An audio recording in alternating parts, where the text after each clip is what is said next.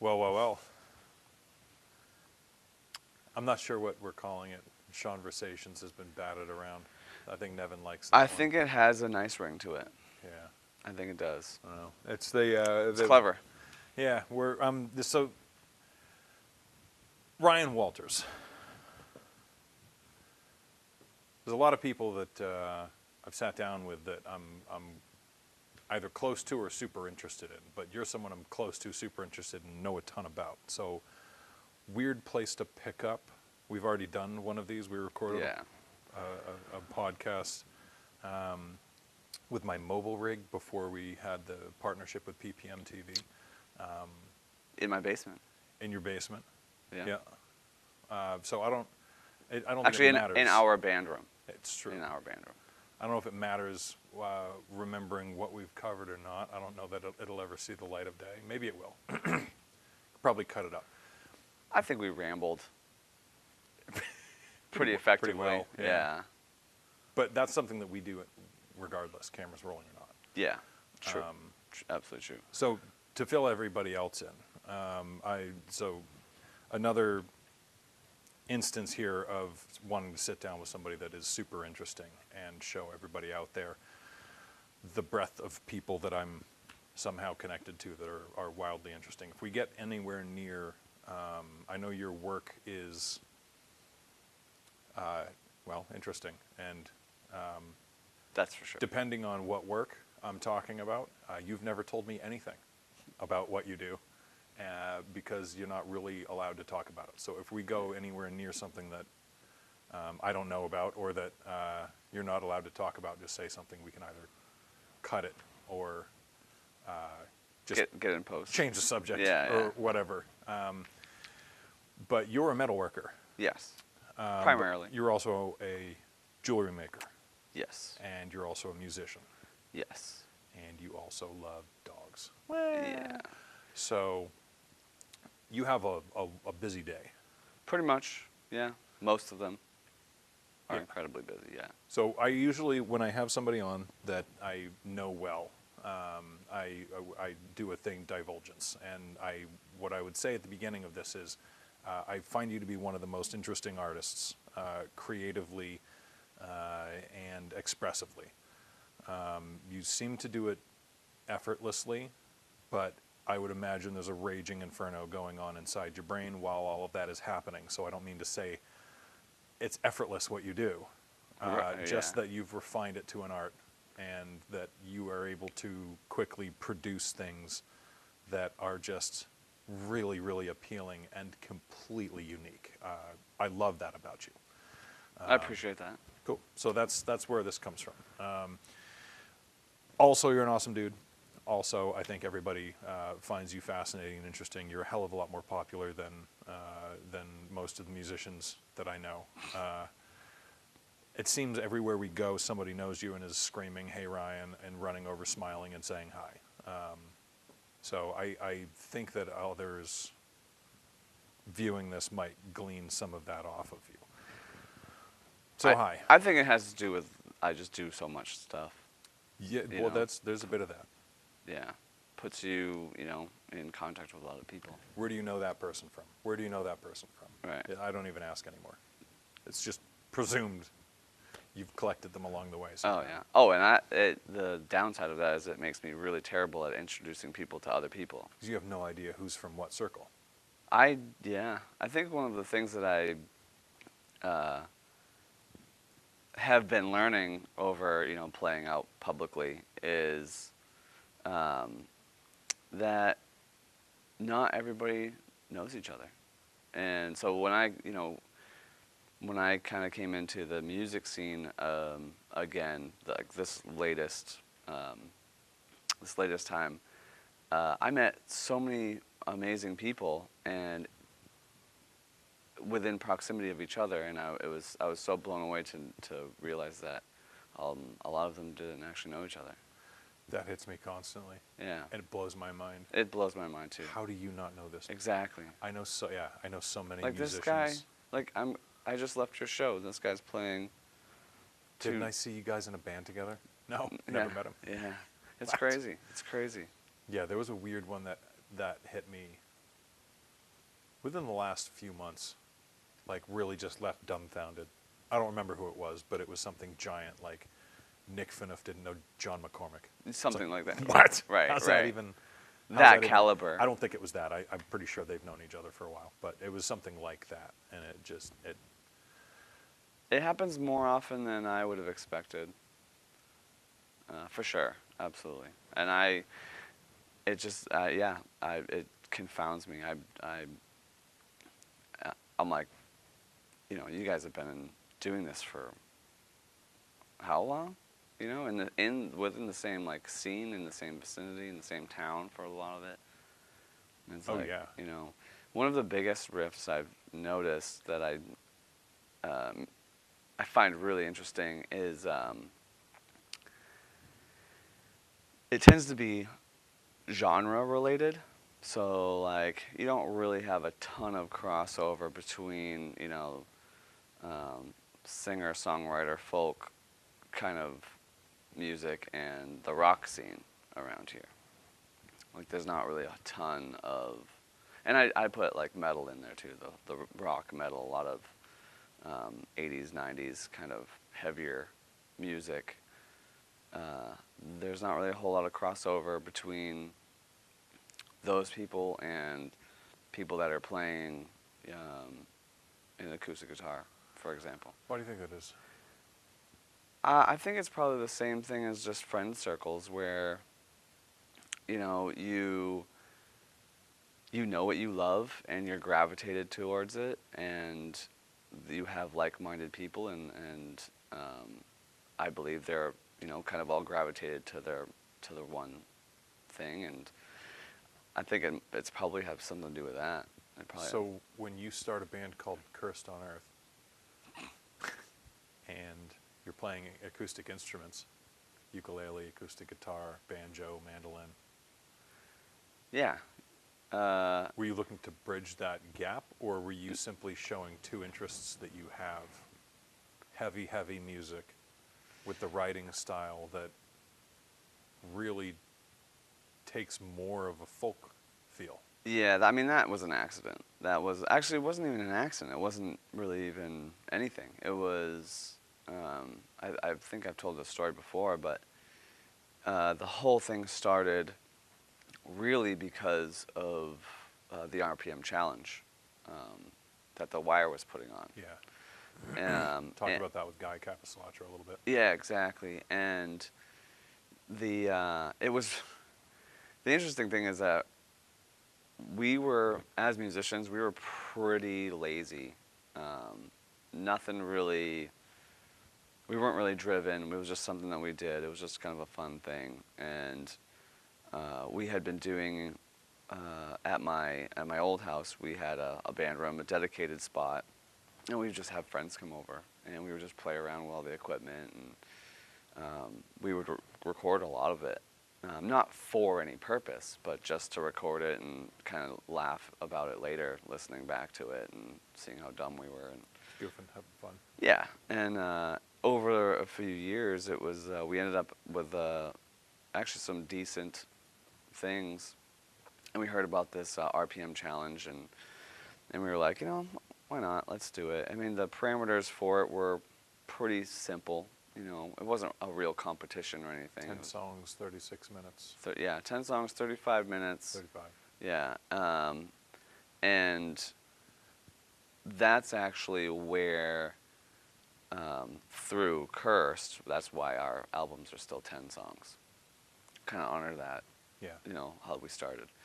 And we actually started under a band name called Gilius Thunderhead. And That's a great name. There was a bunch of us. It was from Golden Axe, the video game. Yeah.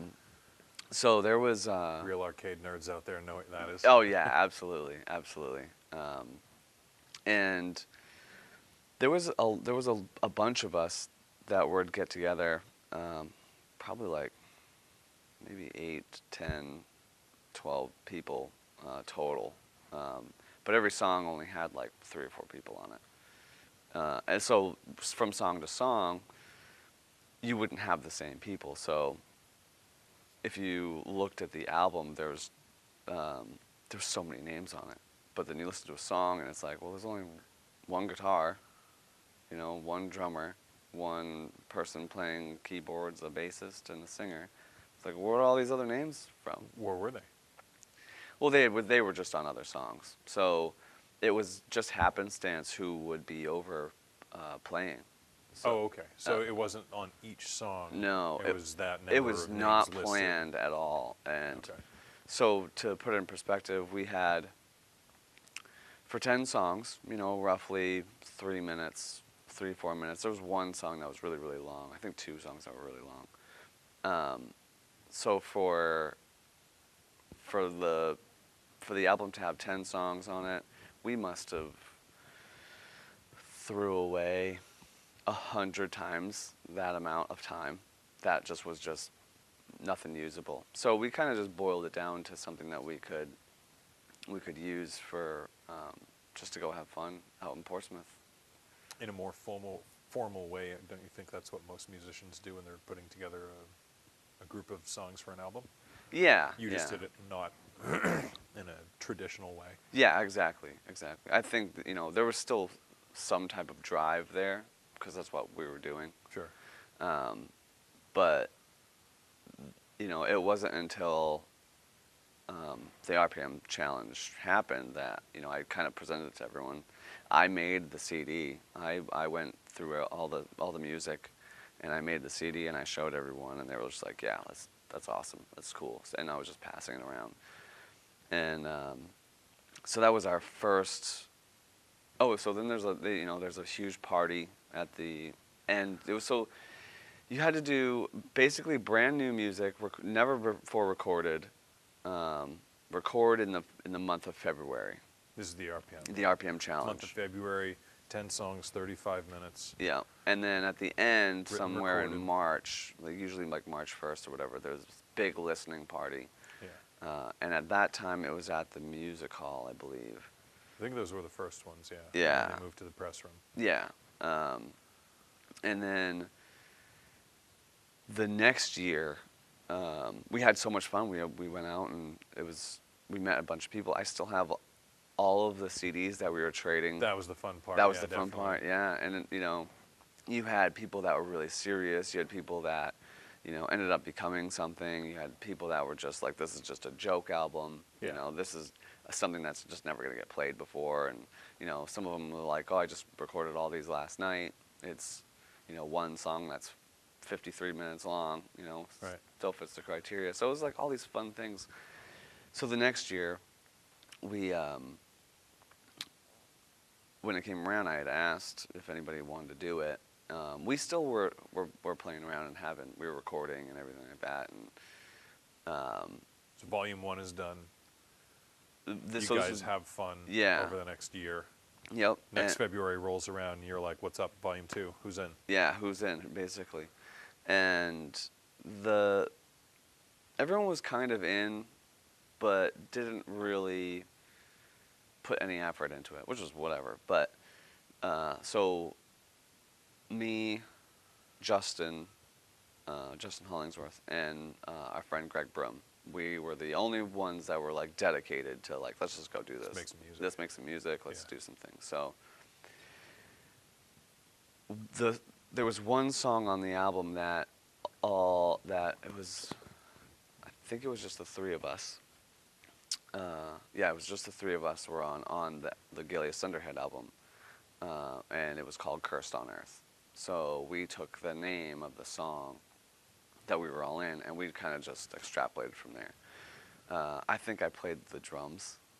Nice. Justin was playing keyboard, and Greg was playing bass.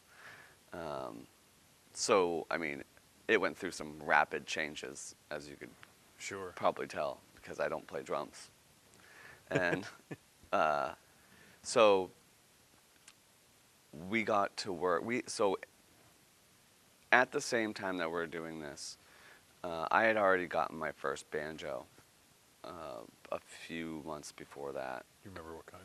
Yeah, it was a Deering Good Time, like their first. Good times. Yeah, it was their first like iteration, I think, of it. It was a open back, no resonator. It was awful. It was terrible. Sorry to interrupt. Just curious. Yeah, no, it was So you got a your banjo. yep, and uh, we got an acoustic guitar, and it was just like we didn't plan on going this way, but I was in the process of collecting all of these weird instruments because at the time I was doing a lot of keyboard stuff or synth stuff, and I was kind of making my own music completely. And at that time, and with my lack of budget, um, I I couldn't afford, and I didn't even really understand MIDI at the time. So it was like, if I need a sound, I need the instrument to do it. So if I'm looking for a banjo sound, like you can't turn on a Casio keyboard, hit banjo, and expect to hear a banjo. Right. You know, it doesn't sound anything like it. So I started amassing all of these weird instruments, and then the weirder the better. And they just happened to be stringed instruments, essentially. So we were messing around with those. Greg was playing this little djembe. It was like this big, super small. It was metal. Had this real tinny sound. It was really cool. And Justin was playing guitar. I was mostly playing banjo. And we did like, we had a lot of exercises that we would do, just really cool riffs that we would just do over and over and over and over again just to get good. Because you guys are self-taught, right? You're not like in the UNH crowd, all No. music degrees. No. We actually, up until, even still now, like, we don't really consider ourselves like traditional musicians. You guys at don't. all. Yeah. Right. Not at all. I know a lot of people that disagree with you, but we'll move on. Yeah. So basically, we took the stuff that we were making at the time, and I kind of, we didn't really record. We had like, this was back in, I had a boom box that we could record into. That was pretty much the extent of our capabilities at the time. Yeah, welcome to early recording. Yeah. So I ended up getting this. Break the tab off of this thing, put tape over that thing. Yeah. Yep. Yeah. Yep, exactly. And it was just, that was like my curiosity for electronics. It was like all my curiosities just kind of melding into one. Yeah, I was going through that. And so I compiled all the stuff that we had musically, and I think this was still in February. I took the music that we had, and I started writing a lot of lyrics and songs, and taking some things that I had been writing that were not supposed to ever really see the light of day, like poems and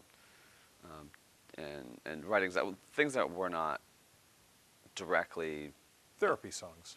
Yeah, pretty much. They were for us. They were totally for us. And we felt comfortable doing that because with the vast amount of submissions into the RPM challenge, it was like, if you don't push it, it's not going to get heard. Right. So we're like, oh, we're safe. Like, no one's ever going to hear these, but we'll have this accomplishment. Like, we did it. We did this. So we set a goal, and we hit the goal. And it was never meant to be really, really out there. Not for real. So the problem is that it took off in our circle like crazy. Yeah. And I remember at the time I had to make the CD. I burned the CD, put the sticker on the CD. Sure. Justin, that was Justin's first time really doing our graphics for the last band. And so it was just like, he just kind of threw some stuff together for this one. And we made an album, a product. And it was going to be one for the RPM Challenge submission, and then one for each of us. And it was like, I think I ended up making like 250 CDs, like by hand. And I was like, this is not efficient. This is not feasible. No, it was terrible. It was it was just as awesome because it was really flattering as it was awful and grueling process to do it. My hands were aching from cutting because I didn't have any of the tools. Like, we were not prepared. the other aspect of that was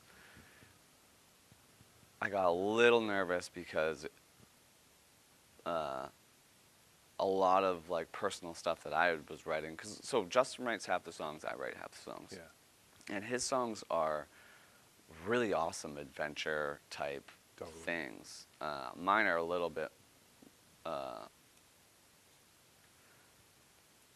more personal, but they're really vague. So I'm like, that's safe. You know, people won't ask me questions or whatever.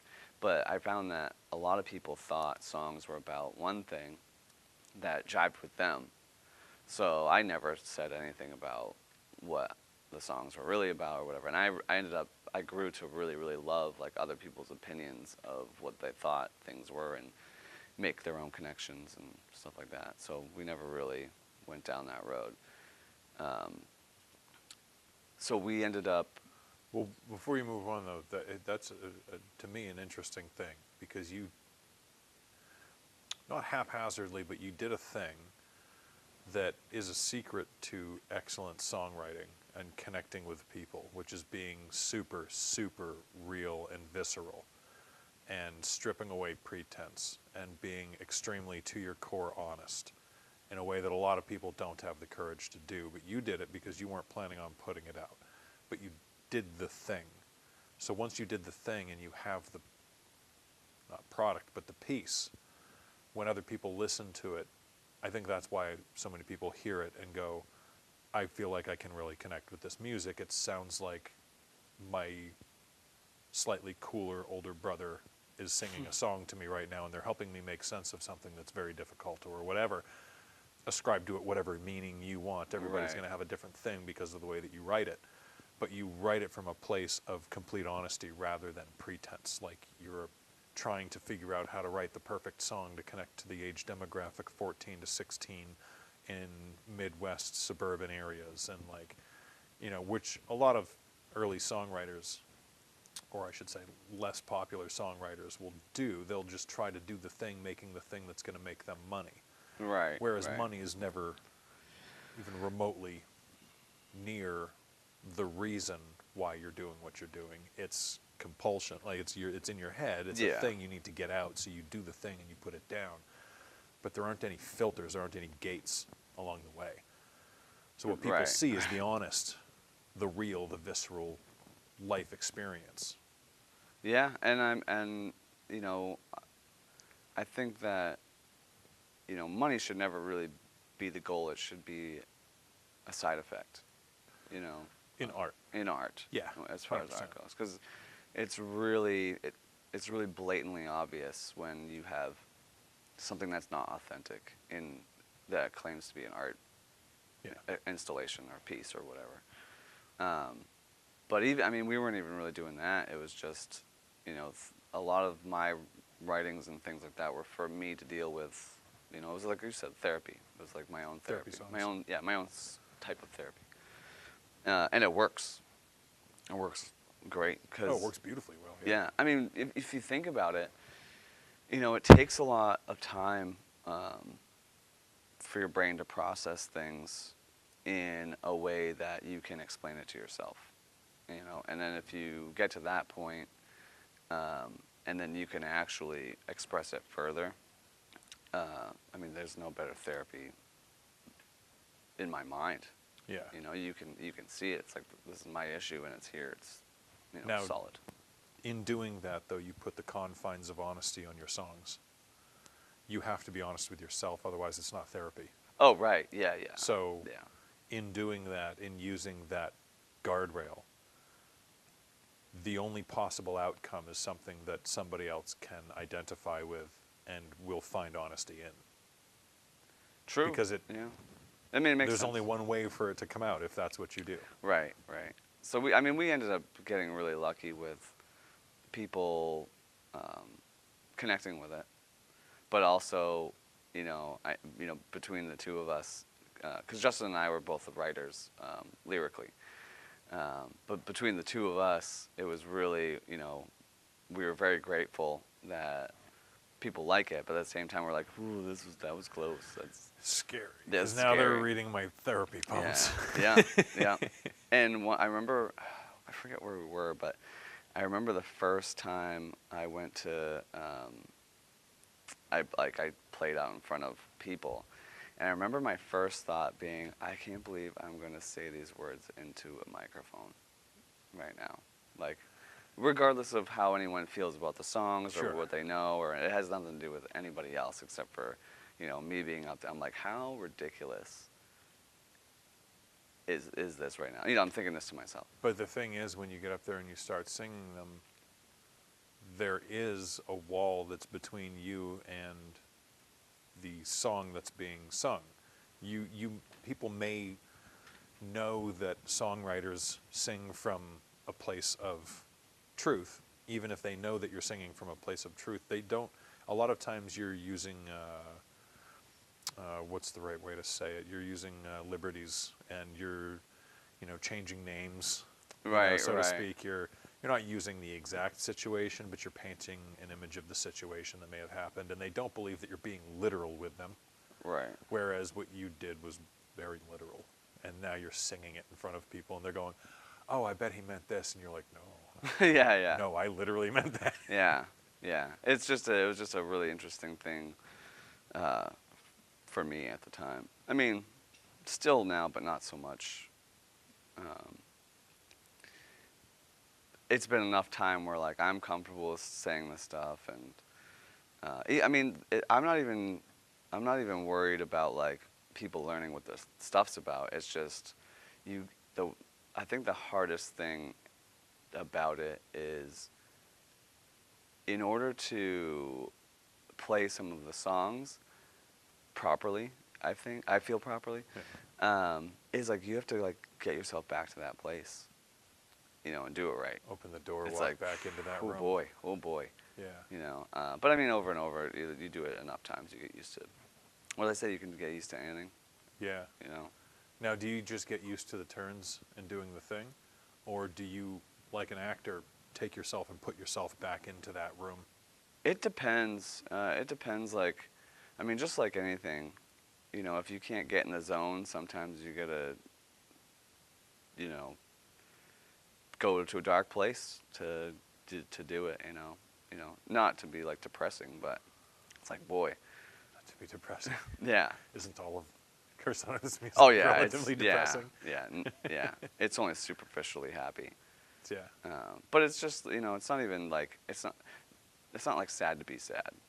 No. It's just stuff. No, it's not sad boy music. That's No. for sure. Yeah. I mean, that's not what we're going for. But No. There are a lot of bands in the area that do that and do it exceedingly well. yeah. Yeah. Specific singer-songwriters that do it exceedingly well. Yeah. Exactly. But no, I don't think Cursed on Earth is sad boy music. There is a thing where it seems like the more upbeat a song feels, the more fun a song feels.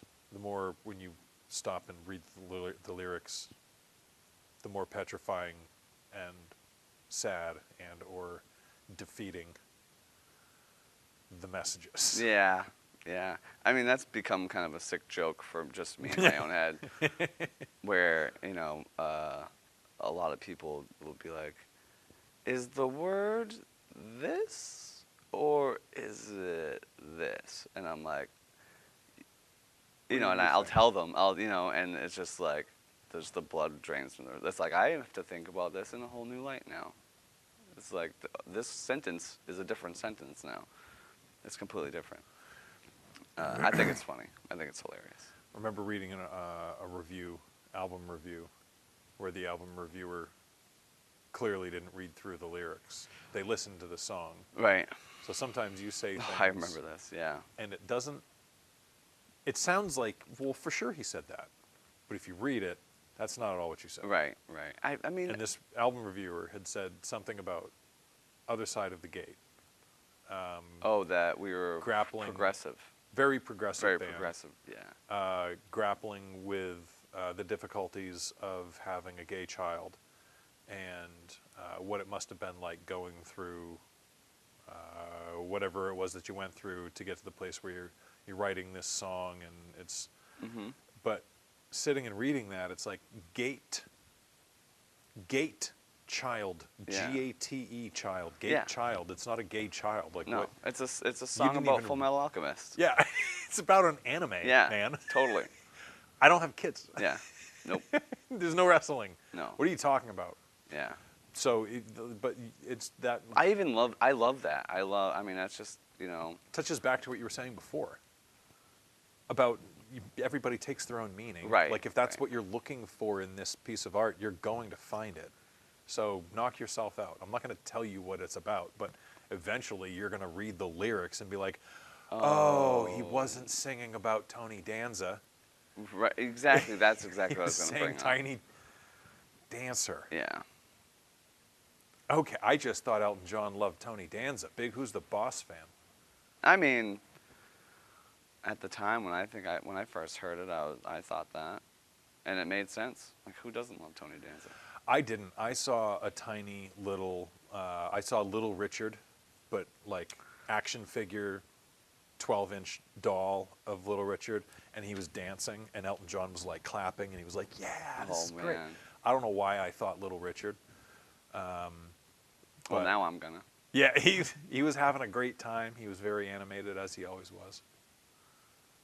Here they are. Without these folks, taking Seacoast Entertainer to the next levels wouldn't be happening. Not to this scale. Tangram 3DS actively supports our music and arts scene and has proudly been part of it for the last 20 years. Their creative pros bring vision to life with everything from 3D renderings and VR to video, animation, web design, and branding. As a team of artists living and working on the Seacoast, Tangram considers a thriving local culture essential to us all for the connections we make, communities we build, and creativity we foster. Visit tangram3ds.com to learn more, see their work, and imagine what they can do for you. It's one of the unexpected joys that I have playing music.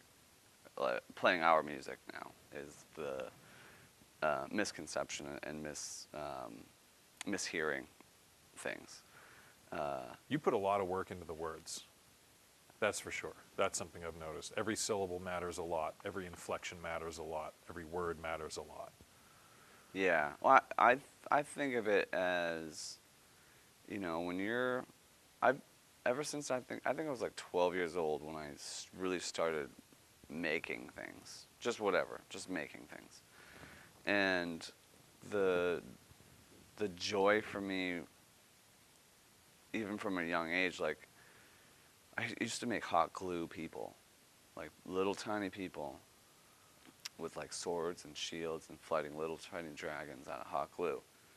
And I remember I borrowed my mom's hot glue gun one summer, and I was just, I don't even want to say I was bored. I'm just a curious person. Sure.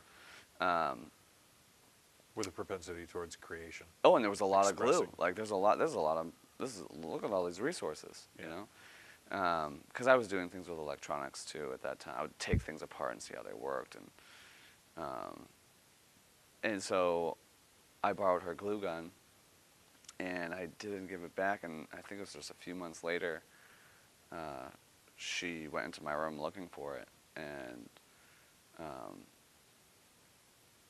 she saw all the stuff that I built out of her glue, and she was just like, "What is all of this?"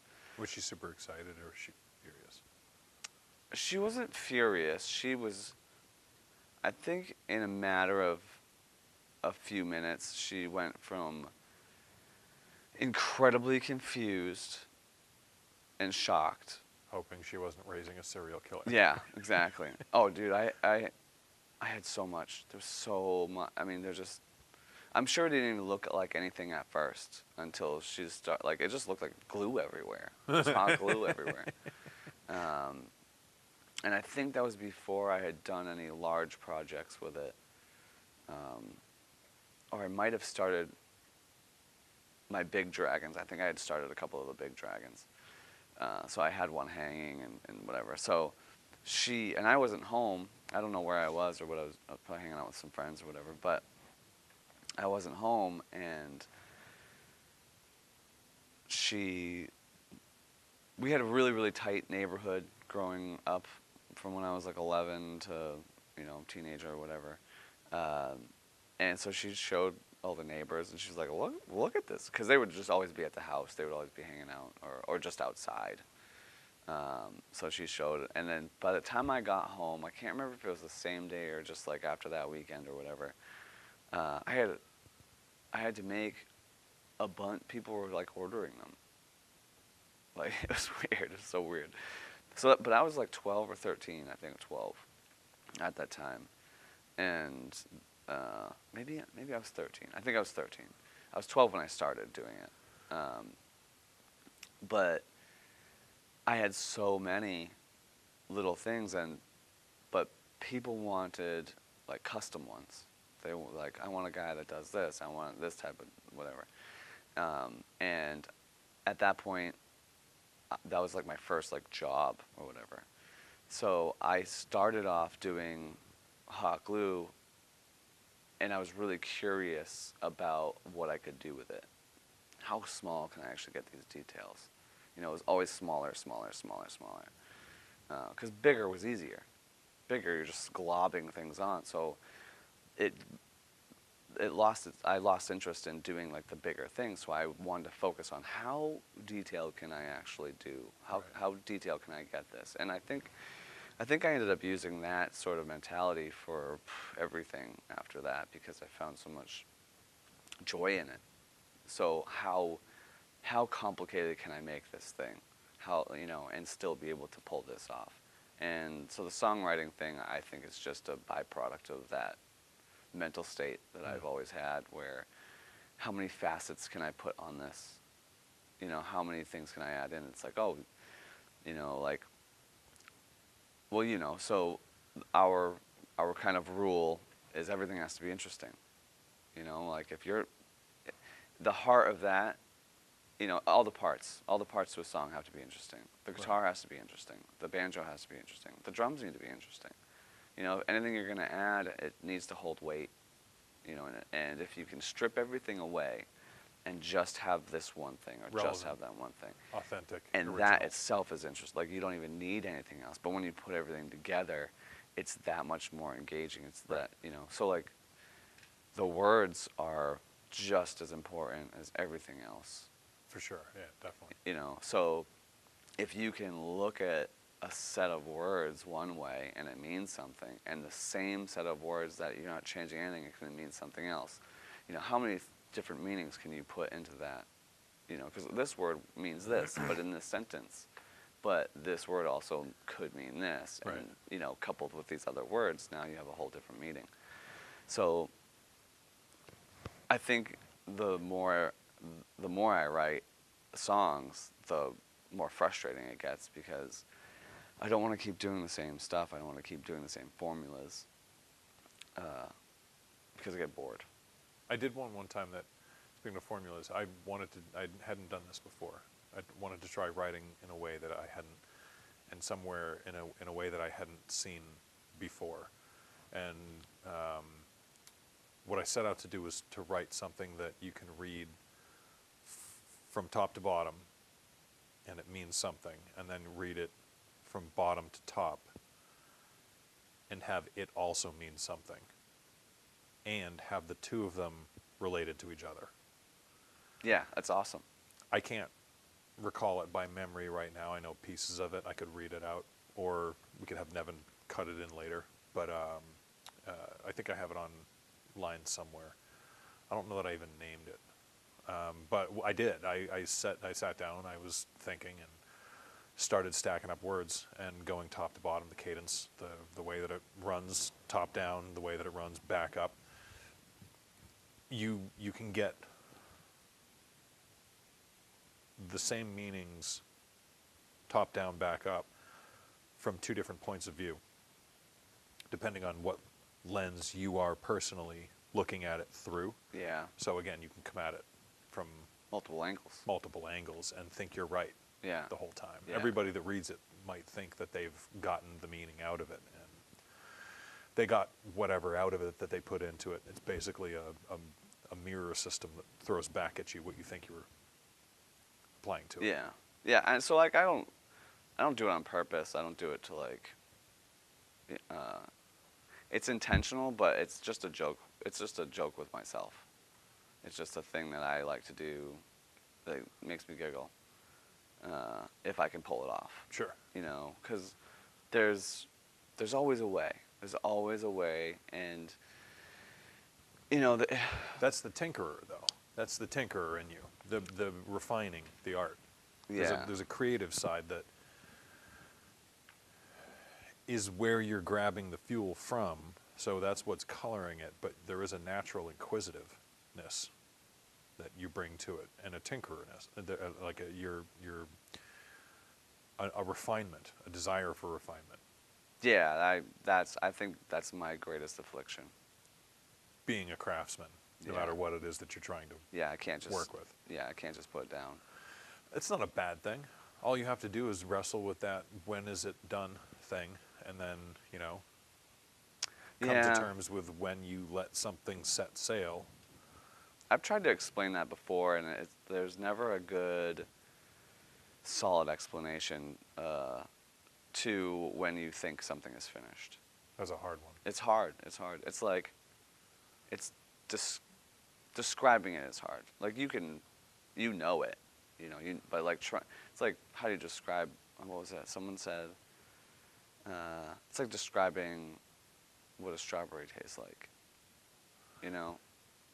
Yeah, To that's someone tough. that's never seen a strawberry or whatever, or or How would tasted you them. describe it? How would you describe it? You know, and most of it just hangs on your tongue, where you're just like, what? What? You know, What does this... it's like it's If sweet. you sit and try and Oh, figure out what a strawberry like an tastes apple? like, No. you might decide that all of reality is a simulation by the end of it. Yeah, 'cause it's easier. Yeah. It's easier to just assume that. What does chicken taste like? Yeah. So those types of things, like,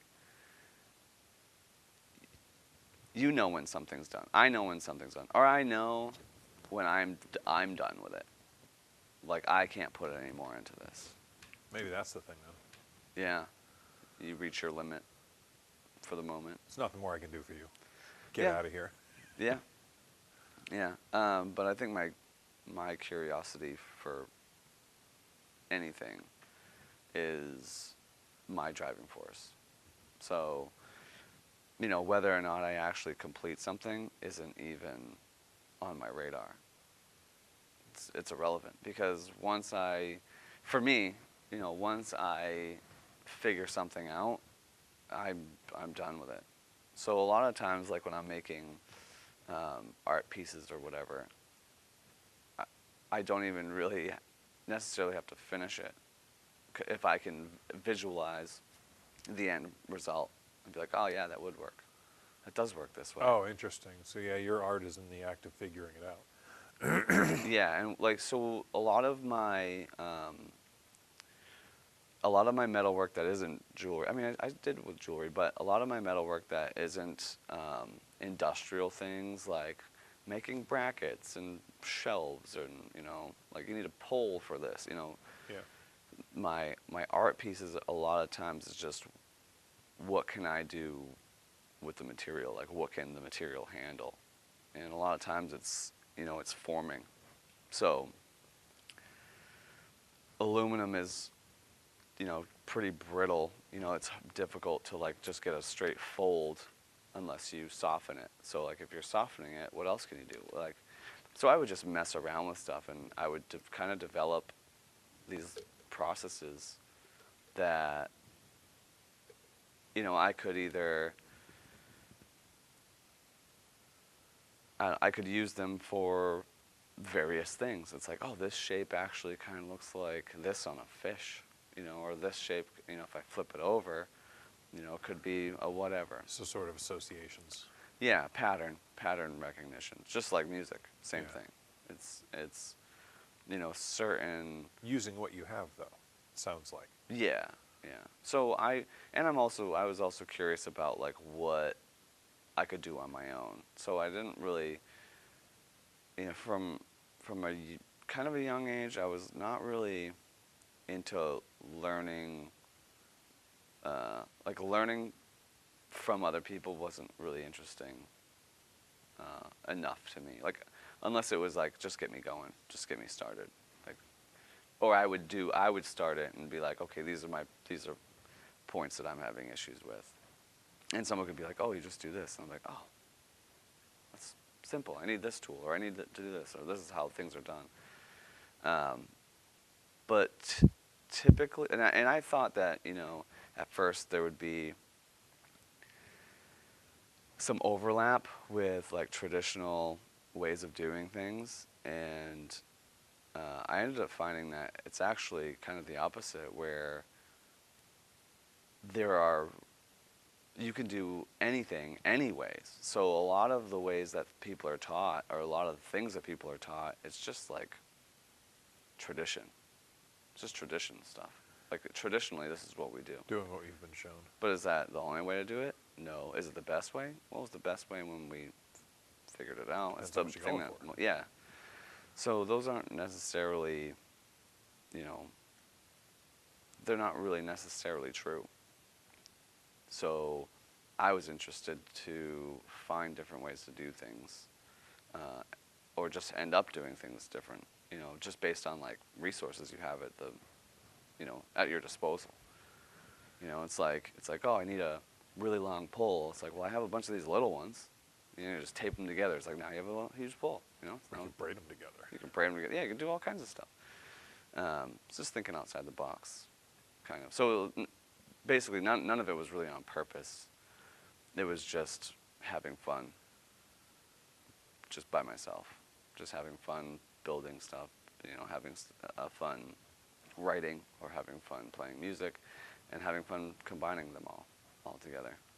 So, where writing music and making, whether it's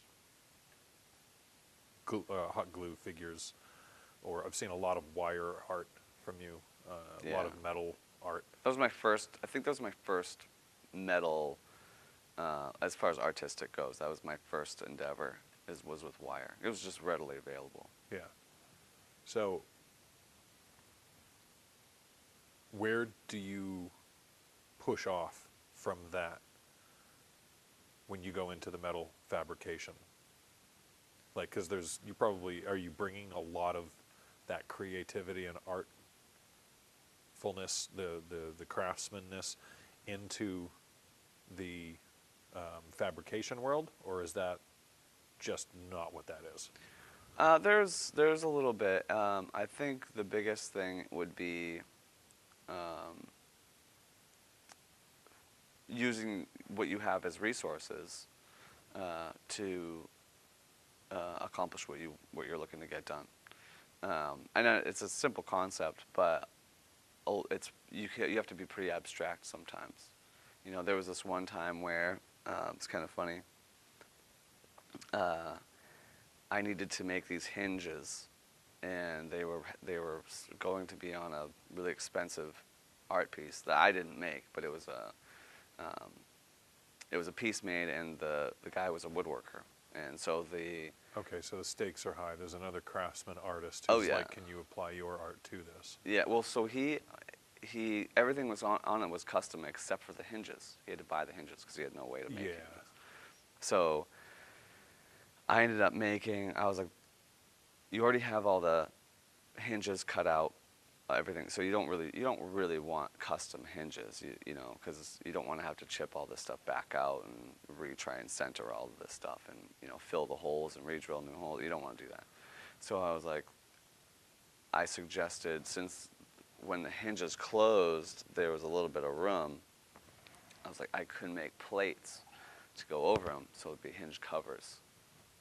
And the distance in between, I was like, I can do it in probably somewhere is like 0.35, so 35 thousandths of an inch thick material.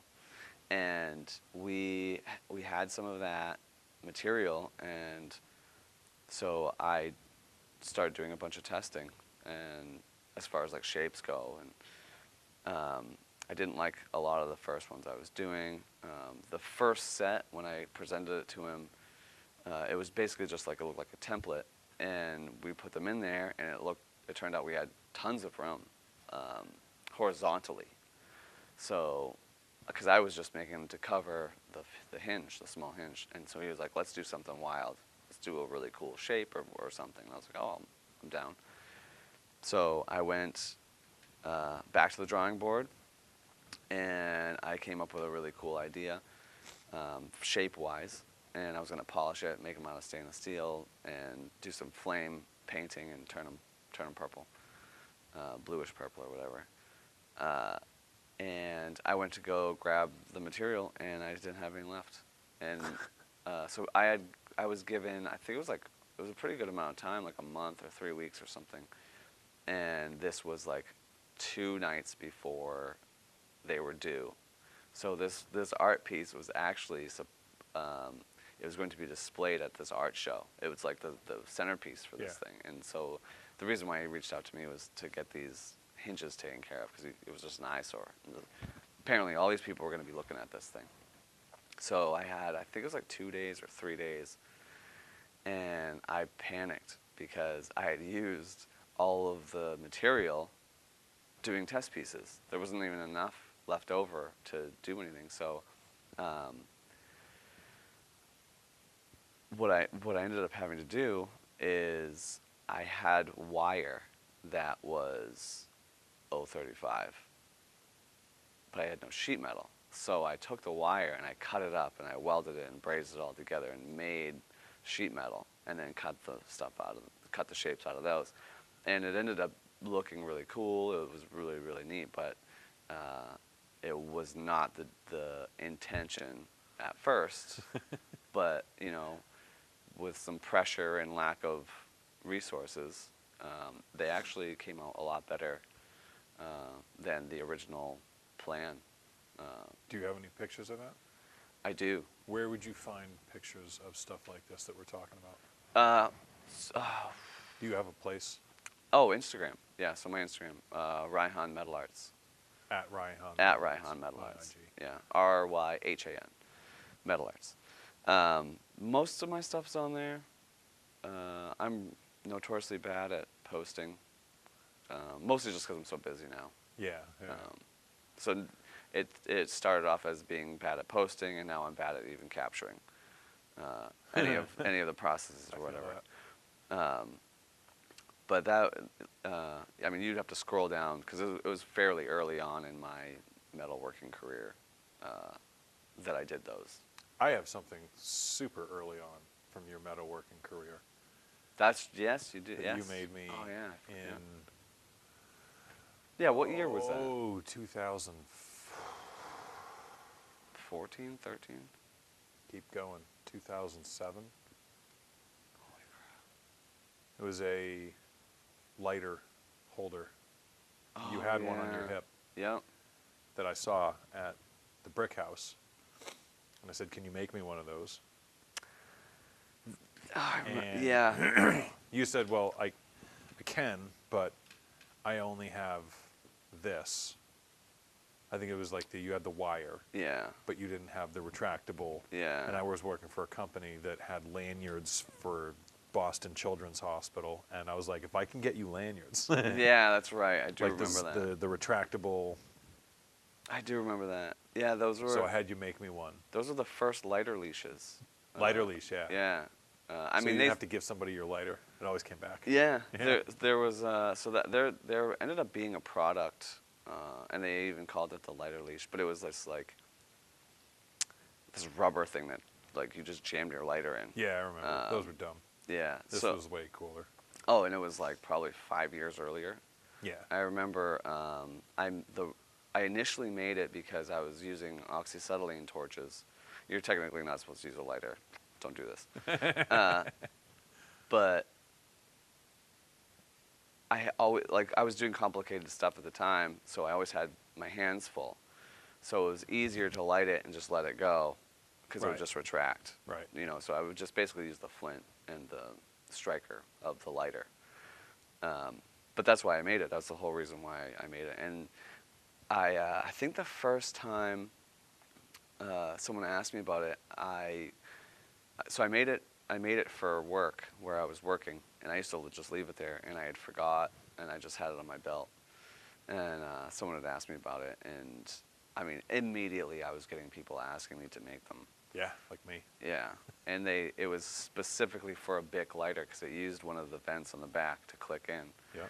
And Yeah, this was back in my smoking days, and I was tired of losing lighters. yeah, I was yeah. playing a Oh, lot in Boston, Haverhill, Dover, but Yeah. there was hanging out outside smoking butts. There was always somebody, hey, can I get your lighter?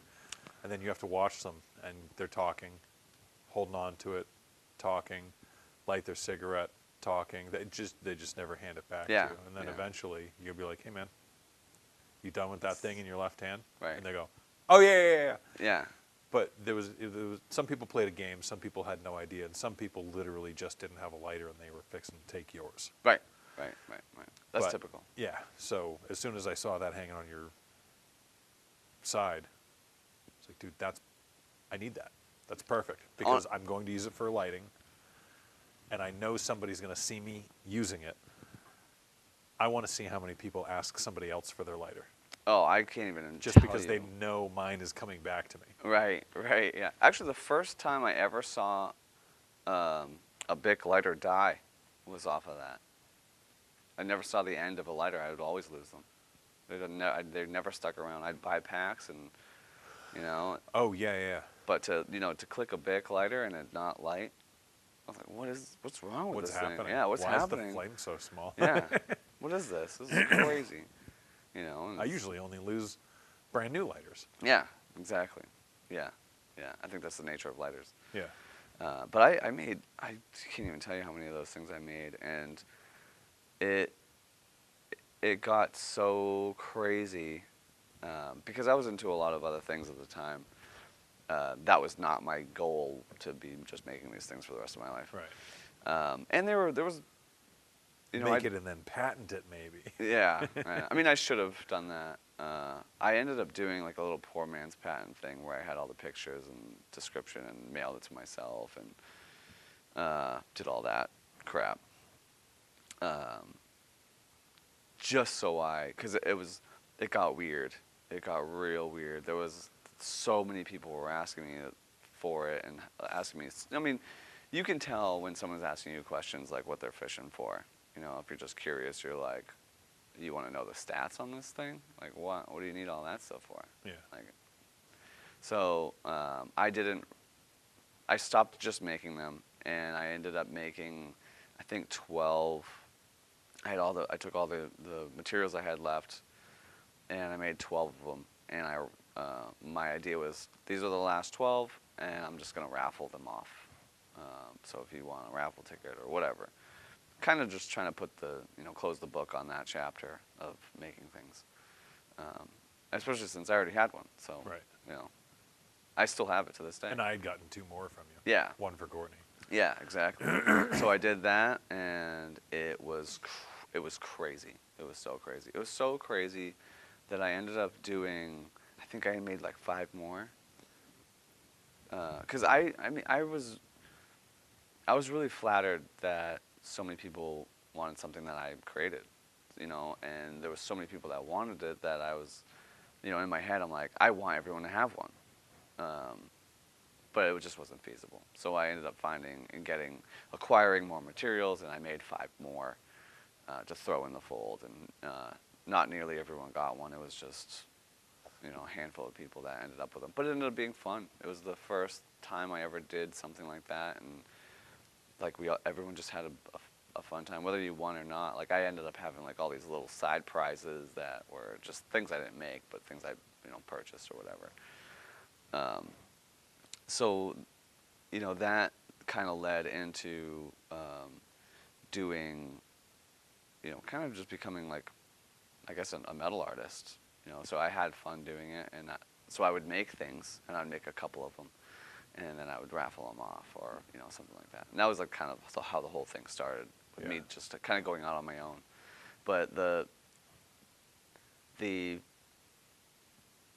industrial side of it, you wouldn't think that there's any room for an artistic flair to a lot of these things. Not so much nowadays. I think there's a lot of it's kind of like almost like a renaissance of metalworking that's out, even a lot of the, it's okay to not have straight lines. It's, it's people want something handmade. They want something real. They want something not just stamped out From the artist. from the artist. Yeah. So I Seems to be a try. trend. I try to put my own taste on things, but a lot of times it's really just like, I need a huge piece of metal, but I don't have that. I have a lot of little pieces of metal, So what if I put them all together and Stitch make? them together. Yeah. So sometimes it's like, wow, I love how you did this. It's like, I don't have much of a Cool. choice. Thanks, man. Yeah. Yeah. And sometimes it can be the highlight of the piece or the highlight of whatever it is. Yeah. It's like, that's really cool. It's like, that's necessity. It seems like cross medium though. That's something that you do. Like the way that you write songs isn't from a traditional songwriter's toolkit. It's the way that you do it. The way that you play guitar is the way that you do it. The way that you play banjo is the way that you do it. Like I always tell people there's 4 ways to play banjo. The 3 ways that everybody plays banjo, and then the way that Ryan and Justin play banjo, which is completely different. And it's awesome because you can hear the banjo and not be exposed to what everybody plays when they play banjo. Right. Yeah. You get the sound of it, but you don't get the whirlwind of banjo, banjo, banjo, banjo, banjo, banjo, banjo, banjo, banjo. Yeah, I mean, You just get accent. I can't even do that. I can't even do those things. Right, so it's what's available to you. Yeah, so that's In exactly. your toolkit, what you have available is your own creativity and whatever it is that you're hearing in your head, and you're using the things that you have available to illustrate that. And then the net is, it seems like people resonate with what you make, whether it be music or metal or glue or like whatever it is, jewelry particularly.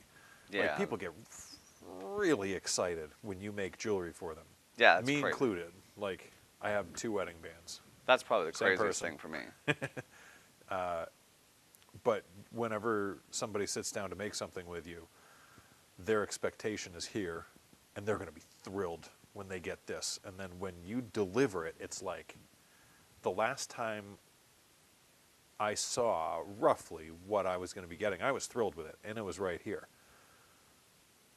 And then the finished product is so far beyond expectation. Like it's somehow in the last, like in the Windows installation when it hits 99% and it just seems to take forever. Like I'm watching the whole way along and I'm thrilled with how it's going at 99%. Somehow between 99 and 100%, you take something from right here and you deliver it like here. I don't know what it is that you're doing in it, like, is it the finish work? Is it that you have to get something to a certain place before you can apply what vision you have for it to it and then ship it? Because I've seen this happen repeatedly. Yeah. Where it's like, this is amazing, this is going to be great. And then when it comes in, it's just like, oh my God, I could have never conceived of this even being that cool. Yeah, I think, thank you. I think that it's a lot of times, so the dirty thing about the stuff I do is that I have to ask money from people. So because I mean, obviously that's how things work. It's time. Yeah, it's time. It's time. I mean, now the stuff I'm doing, the components are not cheap. There's a lot of consumables. There's a lot of all these things. So the one downside is that I have to negotiate price for things. So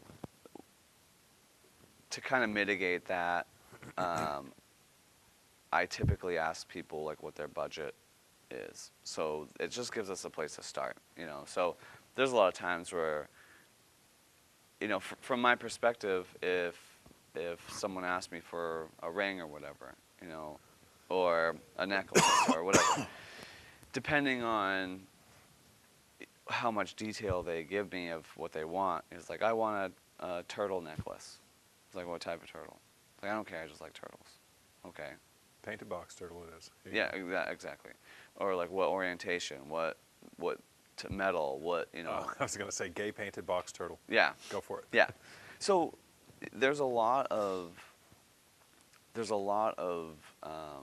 question marks, and the issue is for me is the sky is really the limit, because I'm asking people questions that you know, if you're not visualizing this in your head, you won't be able to answer. So over the years I've been trying to figure out ways that I can get to the heart of what people actually want, so I can provide them what they want. It sounds simple, but it's really complicated. So one of the easiest ways is I ask for a budget, and that is like, it could be anything. It's like, oh, I have $50. It's like, okay, I probably can't do anything for $50 in this realm, right? So, Yeah. or maybe if you went to this store, or go talk to this person, like, you know, because I don't even necessarily have to make it, Right. but a lot of people just bounce stuff off me. So I had a friend that she wanted a ring, and just a regular band, and I was like, it's more expensive if I do it. You might want to just go hit up the jewelry store, Right. because it's simple. So I helped her find, you know, whatever. So I didn't even make it, but she ended up getting what she wanted. And so if I know what you want, like the more I know of what you want, the better the outcome is going to be.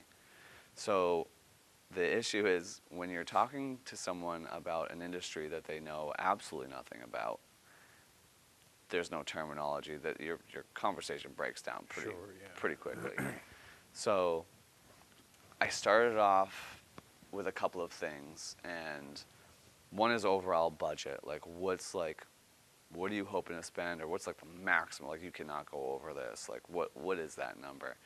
And that basically will put you in a few different categories. So, you know, if you're like, oh, I have $200 max, you know, it's like, okay, so silver, you know. Sure. But that's fine. I love silver. Silver is absolutely wonderful, but that is a parameter now. Right.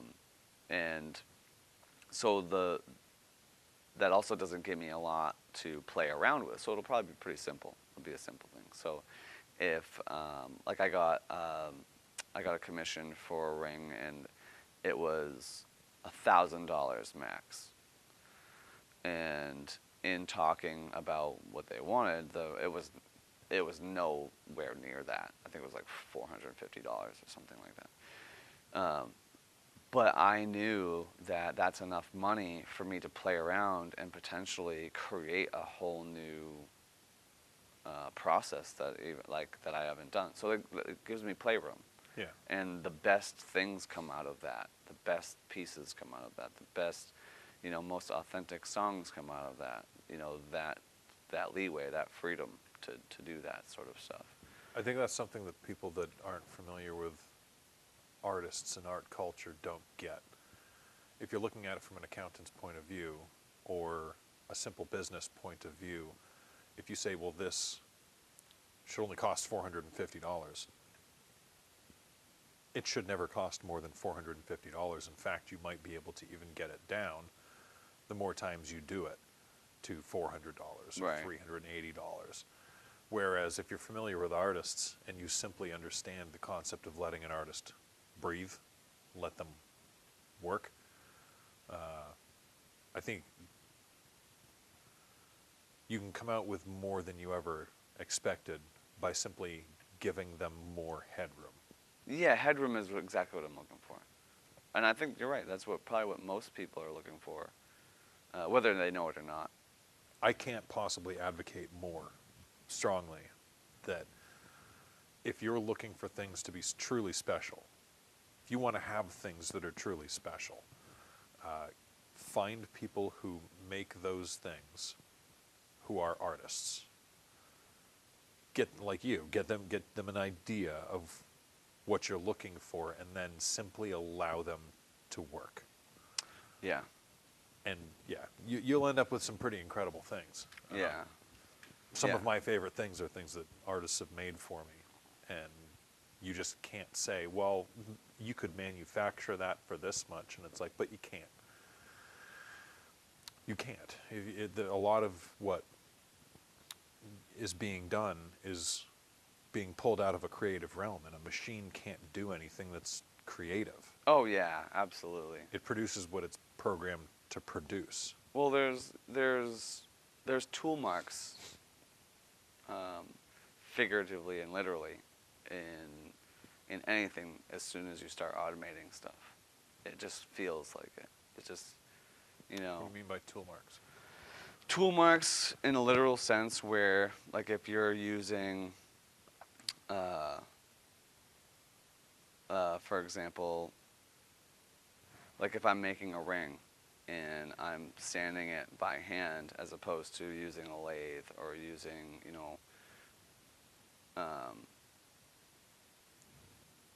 like for example, like I can tell how things are manufactured because I'm also in the manufacturing field. So I can tell if it's like a press brake that did this bend or if was this machined out. Is like there's tool marks, there's evidence left behind. And one of the things that I don't want to say it was a gripe, because I inspect a lot of people's stuff, so I'll see rings or pieces of jewelry that were like components were cast, and I'm like, oh, that should have been fabricated out of sheet. It would look it would be more expensive, but it would look way cooler. Because there's certain things you can do by hand that you can never do in certain processes. Like I have certain pieces that you couldn't cast. You can't. You just the orientation of parts, and you would be impossible to cast it. But I also have ones that I'm even thinking about casting these components because it would be way easier. But I would sacrifice a little bit of the handmade look for it. Personally, this is my personal, my opinions on it. Can you add in, like, can you cast something and get 50% of the way there and then add onto it? Yeah, that's essentially what I'm going to end up doing. I will do certain components of things, but not necessarily entire pieces. Yeah. Because I'm at a point now where I would like to be able to produce more because I'm just always behind the ball. I started a website like 4 years ago, and I have yet to launch it because everything, half the stuff on it, I've just gone. As soon as you make it, it's sold. Yeah, a lot of stuff. So I tried not telling anybody about things. I tried cutting my commission work off. I've tried. Yeah, you've cut your commission work off 3 times. Yeah, it doesn't work. It's a good thing, but it's not a really good thing. Yeah, I'm not complaining like I don't want to do it, but I don't want to make people wait for, what they're looking for. So one of the hardest things is when I do wedding bands. So a lot of times people want even just simple bands, but like something complicated about them. Yeah. Especially if there's like an artistic flair that they're looking for, and I have to figure out how to do it. Because there's a lot of things that I don't really know how to do, but I'm curious about. So like right now I'm learning how to cut stones, shape them. That will lead to faceting, Right. gems and stuff like that. But I'm not there yet, so there's a lot of time in learning a trade, which is exactly what I'm doing. Totally. I'm diving into something that Numerous ones. it's totally not in my wheelhouse. I'm having fun. It's awesome. It's super great. It's not difficult. There's just a lot to know and a lot to do, especially safety. There's a whole lot of stones that you wouldn't think that are, as soon as you make them into a dust, it's insanely toxic. Yeah. Interesting. Yeah, like Like what? tiger's eye. Tiger's eye is like asbestos. Get out of here. Yeah. Really? Yeah. So wearing it in solid form is perfectly fine. But you start cutting into it, it's asbestos. Tiger's eye is asbestos. Yeah. Because I've seen some phenomenally cool looking tiger's eye. To polish that, they were creating asbestos flying around in the air. Yeah. It's really, really toxic. Holy cow. Yeah. Tiger's eye is formed really, really cool too. I don't remember all this stuff, but it's like silica, like separating and stuff, filling all the cracks. And that's where you get all the shine and different layers. And Yeah. it's really in cool. the way that you usually, Yeah. you're not shearing, you're grinding and buffing. It's all about making it powder. Yeah. So one of the things is wet sanding and wet cutting. Sure. It's still, you know, it's still dangerous. You know, it's not 100% perfect. So you still got to suit up. You still got to, you know, I know a lot of people that, you know, they wear their respirators and full garb, and then when you're done working, even wet or dry, it doesn't matter, they totally take everything off, and it goes in a whole different, don't bring it into the house, don't, you know, Right. it's like hazmat situation. Yeah. Including your, like your wastewater, like Right. how that's, you know, it's hazardous material. So there's a lot of those things that you have to learn before you get into anything. So I would have never known that had I not looked into stuff. You know, I would have never. So I can only imagine people getting in there and start cutting stuff up. My malachite is toxic. Like all this stuff is toxic. I mean, all of it. Malachite's a cool one. Yeah, it's super great. It's super great. But there's a learning curve there, you know, because you want to be safe and you want to be able to do that for long term. Right. So for me, the excitement is I will be able to hopefully make my own shapes, my own stones, and that will be a completely my own piece, Right. instead of being beholden to what's available. 2 that I think people should go look for. 3 that I think people should go look for. 1 is the octopus ring. Yeah, that was. Is that on Instagram? That is on Instagram. I think there's a little weird video. It's like, it starts off blurry. 1 is the coral. Coral ring. Yeah. Yeah. That one's pretty incredible. That was crazy. That was a project that I was given a larger budget than I needed and more time. So it was 2 great things to give an artist. Absolutely. So what I was able to come up with, I even have my first drawings of what I was going to do. But the coral ring, that only came out the way it did because of the budget and the time. And I didn't even come close to hitting the budget, but it allowed me the freedom to mess around with stuff. Yeah. That one in particular. That was tough. That was a weird shaped stone. So that was I think that was the first non-traditionally cut stone that I ever set into something. So the setting is also, it's not traditional either. The prongs it's coral reef. Yeah. So Yeah, it was. it's a dope piece. I definitely suggest people going on your Instagram. I loved that one. That was tough. That was tough.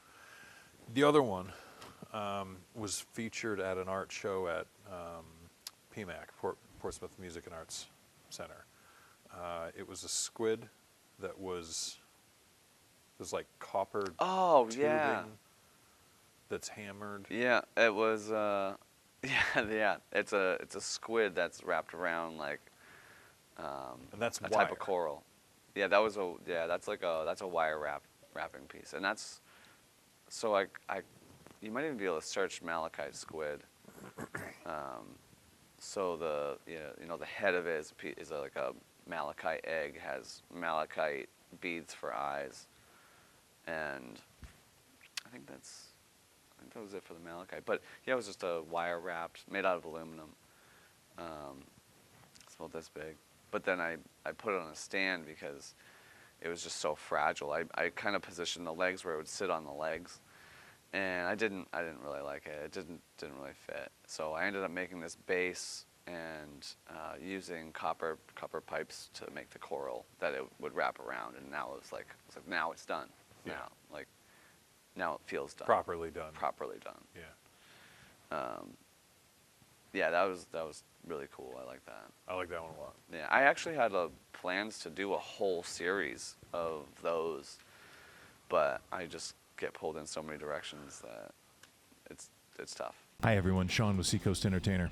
I hope you're already enjoying one of the greatest communities in the world and in the homes of that community on social media, like Seacoast Music Scene groups of New Hampshire, Maine, and Massachusetts, and the fastest growing new group, Lakes Region Music Scene, all on Facebook, and at Seacoast Entertainer on IG, as well as Seacoast_Tainer on X. That's in addition to the shows we've been hosting or sponsoring around the region, like Jam of Legends, Writers in the Round, and these podcasts you're listening to now. And this is only the beginning. We're growing, and it takes a lot of work behind the scenes. As anyone who has built a business or organization will tell you, it is effort. When it's entirely volunteer driven, it is devotion. Devotion, though, doesn't pay the bills, and building a world-class website comes with bills. Fortunately, we have a community leader who has stepped up to help as an in-kind sponsor to cover the vast development costs. We could use more. A website as robust and feature-rich as the one they're building us has a lot of services backing it up in order to give you the experience in following the arts you didn't realize you were missing. We'll need to cover the costs of these services. Things like a stream of content from your favorite local artists from the popular social sites, fed to one central location outside the confines of those services, and a calendar populated with schedules of upcoming events across the region. Certainly, not least, is real journalism will make a return to the Seacoast under the leadership of our editor-in-chief, Christopher Hislop. With this comes all of our favorite pieces like 5 Spot and Spotlight. One of my favorite undertakings in all of this is the Musicians Archive, a constantly expanding archive of the musicians and bands who have come before and those who are just getting their stage legs. We all know that we're standing on the shoulders of giants here, so we'll pay tribute to as many as we can identify. From the ultra-popular like Say Zuzu, Thanks to Gravity, The Press Project, and Fly Spinach Fly, to wildly impactful artists whose names you've never heard. When you hear me reading ad copy for businesses, know this: they're paying actual money to support our amazing way of life, engaging with this gift to humanity, the arts.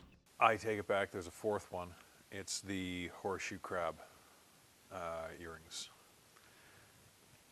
Those are probably, I would say, one of the only production runs I've ever managed to do for myself, to see how long it actually takes me to make them and what's involved. Those are crazy because there's a lot of wiggle room for most of the other stuff I make, especially since if they don't look all the same, it feels more natural. But now with those horseshoe crabs, the holes you drill and everything has to be absolutely perfect and on center, because if anything, it's segmented. So Right. if anything is off, even the littlest bit, it is an eyesore. It's bad. It's real bad. So my issue with there is not wasting material. So everything has to be perfect every single time. So it was really interesting for me to do a production run on them because I always spent so much time making sure everything was perfect. I'm like, there's no way this could be profitable. There's no way. They're really not. They're not. But they're fun. They're fun to make. They're cool. They move. They're really neat. Yeah. So if somebody's way into horseshoe crabs, Which surprisingly is a very large number of people. I think there's a lot of people that are. That's a cool animal. That's a really cool one. I think that horseshoe crabs have survived Oh yeah. 5 or 6 mass extinction extinctions, events. yeah. There's if I'm not mistaken, scientists believe that it's one of the oldest living animals on the planet. Yeah, they're so cool. Yeah, and they haven't changed at all through all of the extinction events. They are just the dude at the bottom of the ocean, crawling around, doing what they do. Do you think they ever come to the surface a little bit and they're like, where did everybody go? You know? Why'd you leave the Yeah. water? Yeah. It's hot up here. Can't you go on both? Yeah. Why would anything evolve out of a capability. Right. Why not be able to be on land and water? Right. I mean, Wouldn't that be the advantage? yeah. Yeah, it would. To not lose your ability to be in the water? Although the water, ocean particularly, is like a giant murder soup. True, true. So you don't stand the greatest chance at long, long life in the ocean unless you're either apex or where nothing else is. Right. Like an Arctic shark or something. Like they might live a few hundred years because it's super, super cold and nothing else lives there. Plus, if you're able to go from water to land, land to water, it would seem like a benefit, but I think that's primarily where all the predators hang out, is at that that line. Oh, definitely it is, know. yeah. So But it's more remarkable. Turtles, tortoise, Yeah, and horseshoe crabs. yeah. I suppose seals, you can throw sea lions and those guys, because they really do love being on both. Yeah, yeah. I mean, when the seals come up, like in the Arctic or whatever, they come up that's their most dangerous time for them, is when they cross that threshold.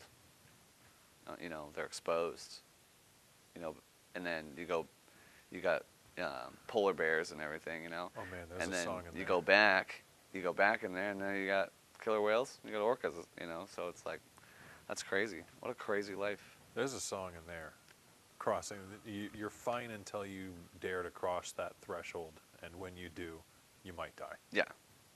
It might work out. It Yeah. might be wonderful, and it Yeah. might be the thing that you needed, but you also might die. Yeah. Yeah. Yeah.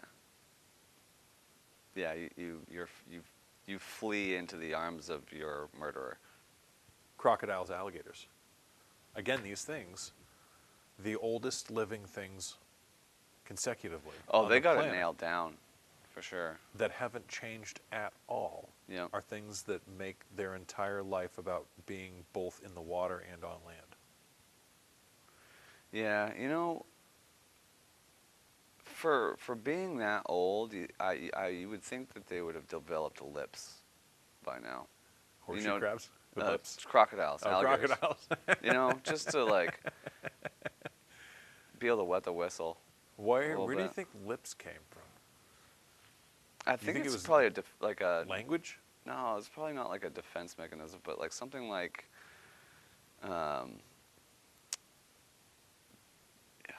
it's like being able to close your eyes. It's like a safety kind of thing. So like, It's like an eyelid. well, because like your mouth is like, it's an entrance into your body. It's an avenue. Right, but So the being able- crocodiles got that locked down. Like they even have interlocking. It's closed. That mouth is closed. They didn't need lips. Where did lips, articulate lips that can move and change? I gotta think it's gotta be either language or expressiveness. Yeah, which you could Like put- chimps use their lips a lot. They Right. don't talk so much. They do sort of communicate. They have languages. Yeah, I But don't know. things Maybe that don't talk. it's an affectation of being not in the water anymore. Because boy, does your mouth get dry Yeah. if you keep your mouth open. Yeah, just ask the crocodiles. Yeah. Yeah. That's probably why they haven't actually come out of the water fully. Because they don't have lips. That's my theory. Do you think dolphins have lips? I think dolphins wish they had lips Yeah. and thumbs. Dolphins can't do a lot of things that apes could do because they don't have thumbs. No, That's- but they seem happy. That's dogs' biggest problem. Dogs would take over the planet if they had thumbs. Oh, absolutely. Absolutely. And they rightfully should. Yeah, yeah.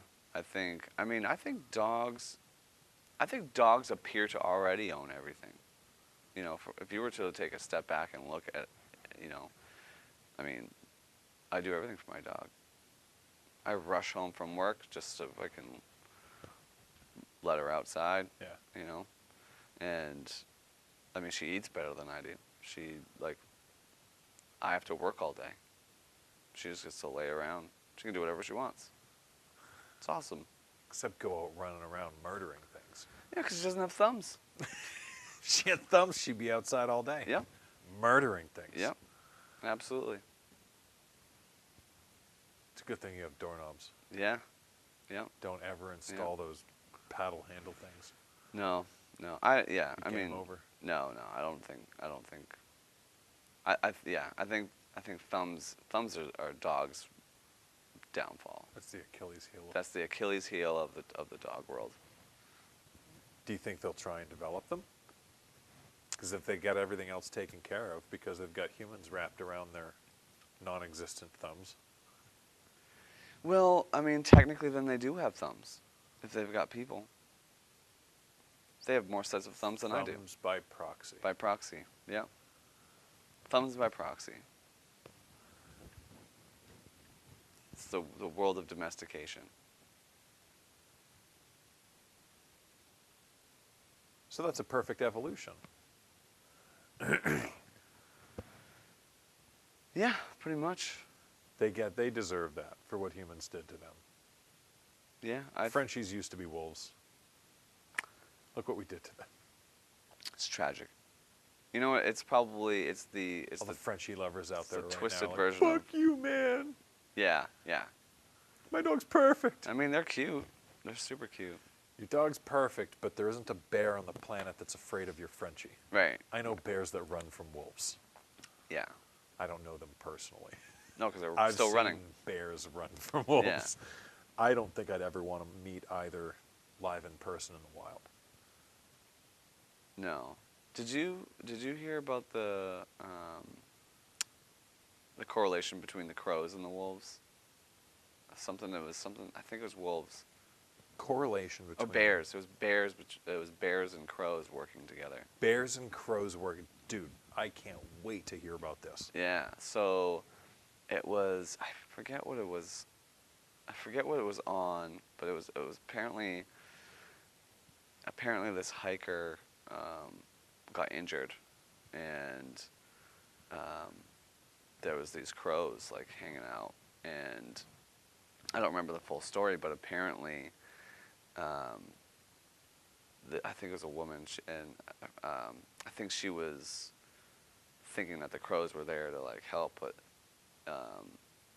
Were they leading a bear? they were to leading her? the bears, because then the crows take out, like they work in tandem. Holy crap. Yeah. So the bear comes in and kills the person and then eats, and the crows come in after and just scavenge. Yeah, Wow. yeah. I mean, nothing happened to her. She was rescued in time, but I guess that's like what the. Oh my God. Yeah, crazy, right? Which But it makes leads to sense. crows setting traps to injure humans so that bears can find them and kill them Yeah. so that they can.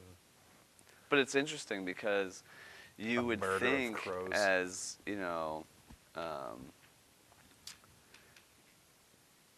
the Disney princess problem. It's like, oh, all these, like the thought was something like, oh, the crows are here to like help me, like I'm trying to like interact with these crows, and they're No, like, that's bluebirds. hey, over here, this is where she is. Yeah. This is right here. And I think it was like the game warden or something that brought that up. I was like, oh no, this is like, you were probably really close to getting eaten by a bear. Oh my God. Everybody should look that up. Yeah. Crows working with bears to kill people. Yeah, I mean, crows are notoriously smart, so, They use tools better than chimps do. Yeah. They remember. Yeah. They're So, the hilarity for me is that the human ego, really took a blow with that type of knowledge. It's like not, there's no altruism just towards humans. So these crows or whatever aren't trying to help you. They're trying to help. In general, they're trying to help, but you're not the benefactor of the helping.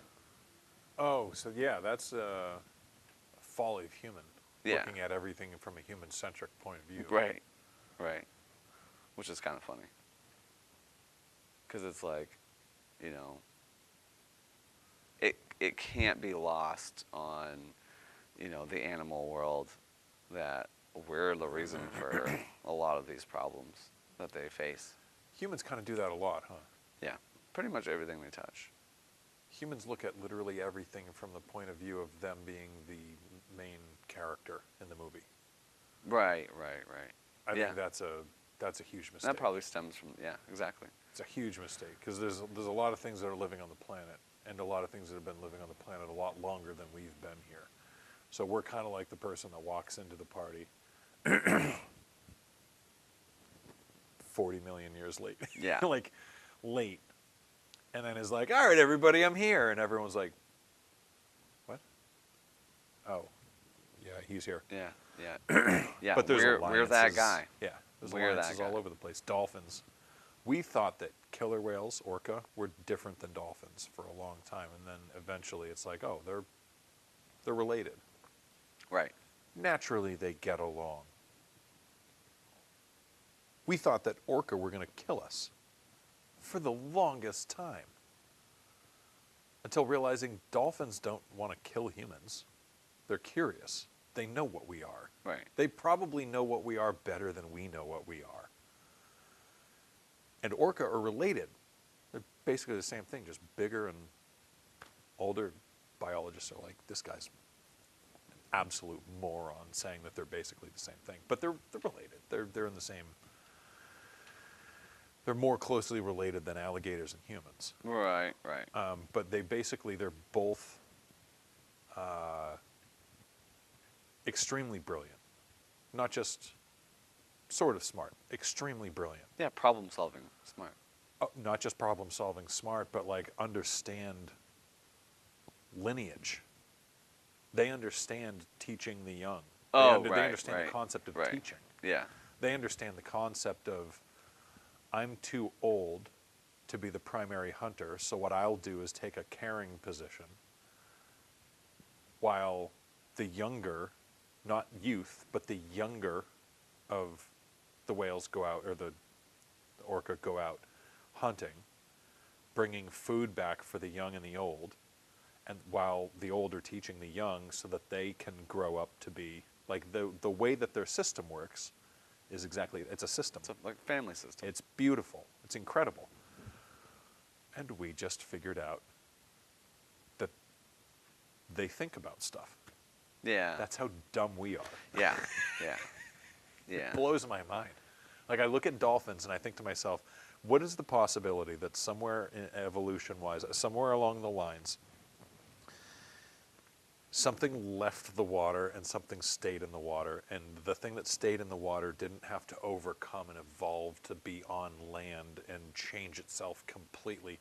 It just continued evolving in the water and became dolphin. Like, the brilliance of that brain, the capacity of that brain, it didn't have to reinvent itself, go through all of the evolutionary struggles. I mean, I know it probably doesn't make any sense at all, but I feel like if you had to completely restart, Yeah. you would be playing catch up. Yeah, to if you look at it like a dolphins. race, like, yeah.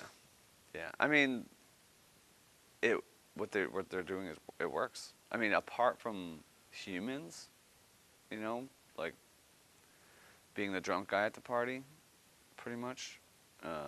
Who's the drunk guy? Humans? Humans. Yeah. Humans, they're just belligerent, notoriously belligerent, Self-focused. self-focused. I'm the main Everybody character. loves me. Look at these crows, they love me. Meanwhile, they're leading bears to eat Yeah. you. It's like, you didn't even consider that a possibility. They were friends for a long time. Yeah. Turns out they live together. Yeah, very, very realistically, and they benefit from a system whereby they are together operating. Yeah. It's pretty awesome. When wolves enter the equation, do crows have a preference to who they're working with, or do you think they're the ones who diabolically play the middle, they don't give away a preference to either one? Because wolves and bears don't necessarily get along No. in the wild. No. I think crows probably are more just like opportunistic. not necessarily like they know this one bear and they you know, I think when you get to problem solving smart and using tools and things like that, there's got to be some sort of threshold you cross where now you're manipulating the life forms around you to do your bidding. Have you seen the video of a crow instigating two cats to fight each other? No. Oh my God, look No, it but up. I believe it. It's probably Everybody, pause right now, go to YouTube, come back, but look up crow instigating cats fight. Like, look up that search string.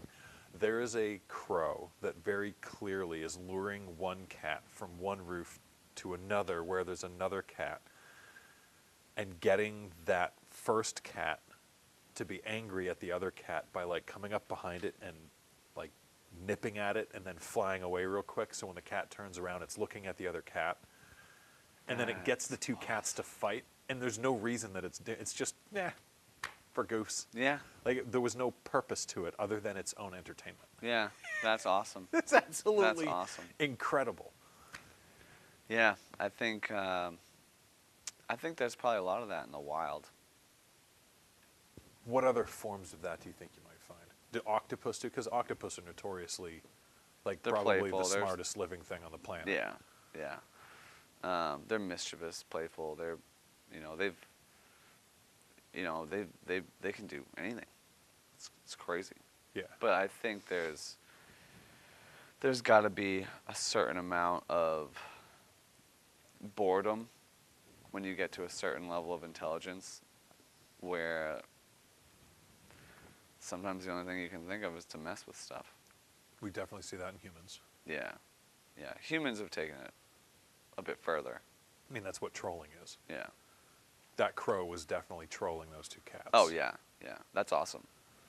I'll have to look that up. Definitely That's do. great. That is awesome. There's all kinds of cool videos of crows doing weird stuff, and it's just like, why? What are you doing? And I don't think it can be attributed to anything other than for its own amusement, Yeah. which is hilariously very close to a thing that a lot of humans do. Well, I mean, I think that people traditionally look at animals like they're just biological robots. Yeah. There's nothing to them. Yeah, there's definitely a lot of that. Which is not true. I mean, all you have to do is live with an animal. I think that's the one good thing about having pets of any type is, you realize that, ultimately I think most of the people that I know that get like exotic pets, they end up forming a bond with them and realizing that, you should have been left, or your grandparents, whatever, as far as the animal. Because, not too many things that you get are just taken out of the wild anymore. They're just bred, and you're getting the offspring's offspring. And the further away from feral you get, the more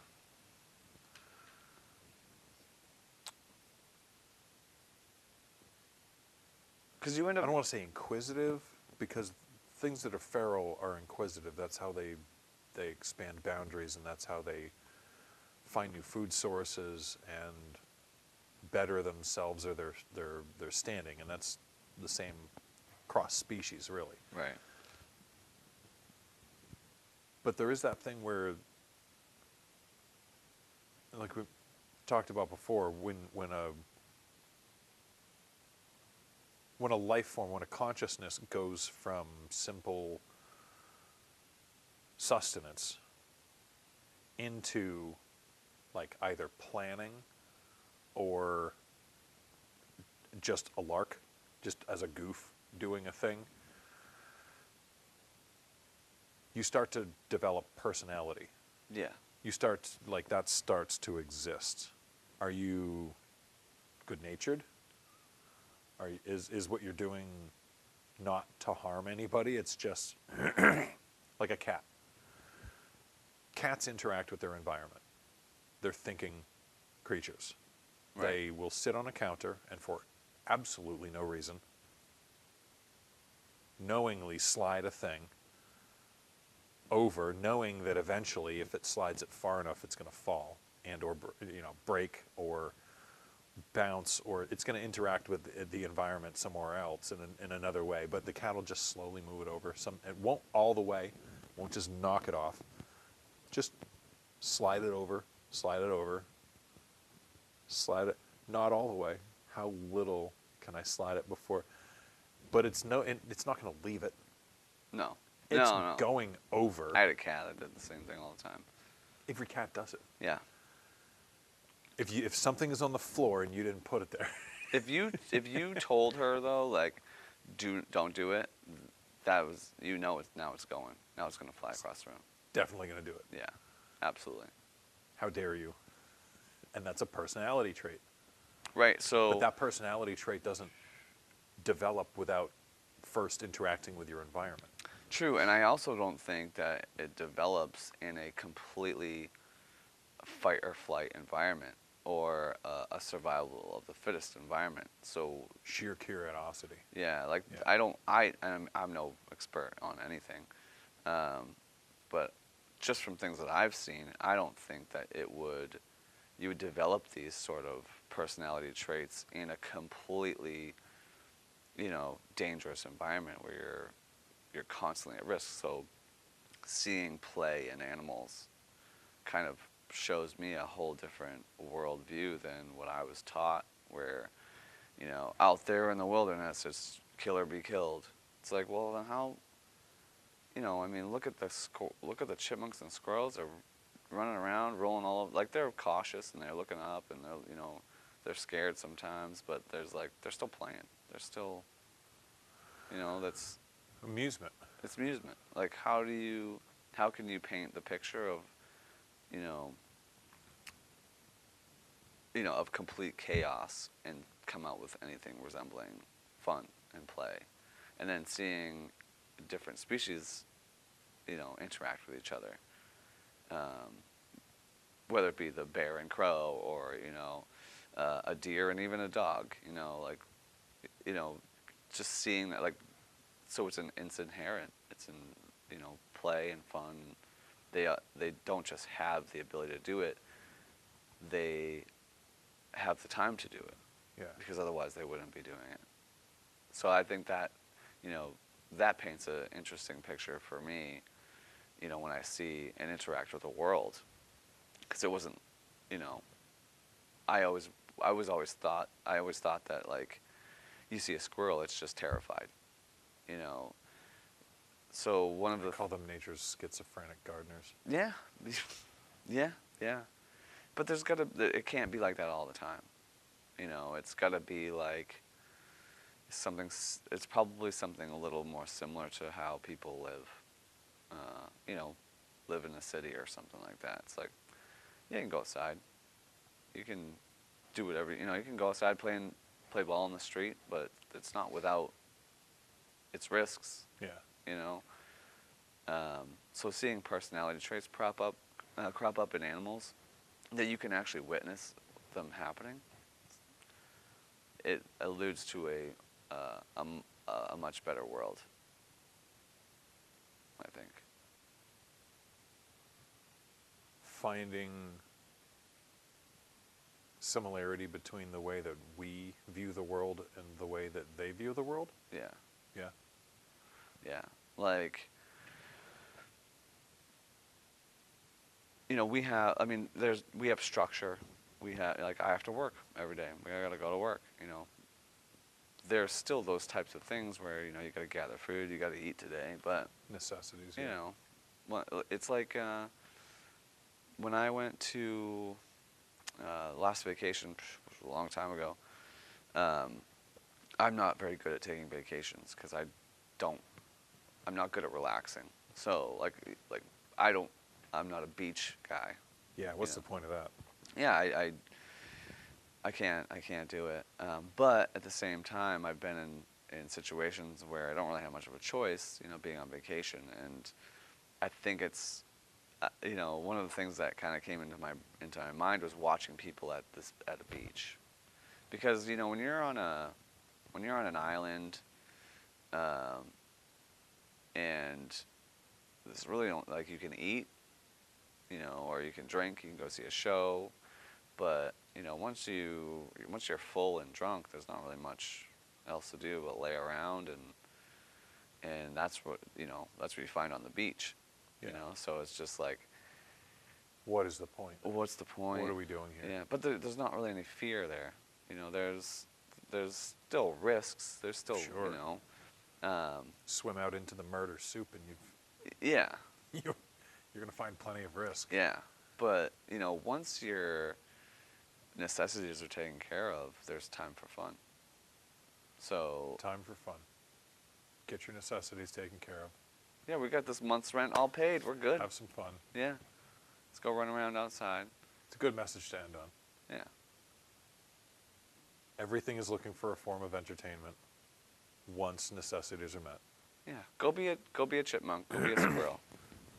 So, going forward, as AI and our robot overlords take over, and humans find themselves out of almost every single job that we've created for ourselves because tech wipes it all out, and the government realizing that they don't want all of their family members and friends and everything to either die in a collapse of civilization or kill themselves because they have no purpose anymore, and they start giving out living wages, and everybody realizes, I need to find something that brings value and meaning to my life, a passion, and don't have a creative endeavor and have never considered themselves an artist, never found meaning outside of their career and their profession and all of that stuff.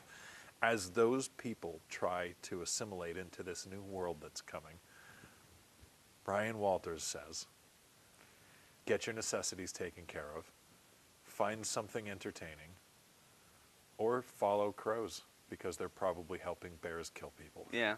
Yeah. And that's entertaining. Yeah.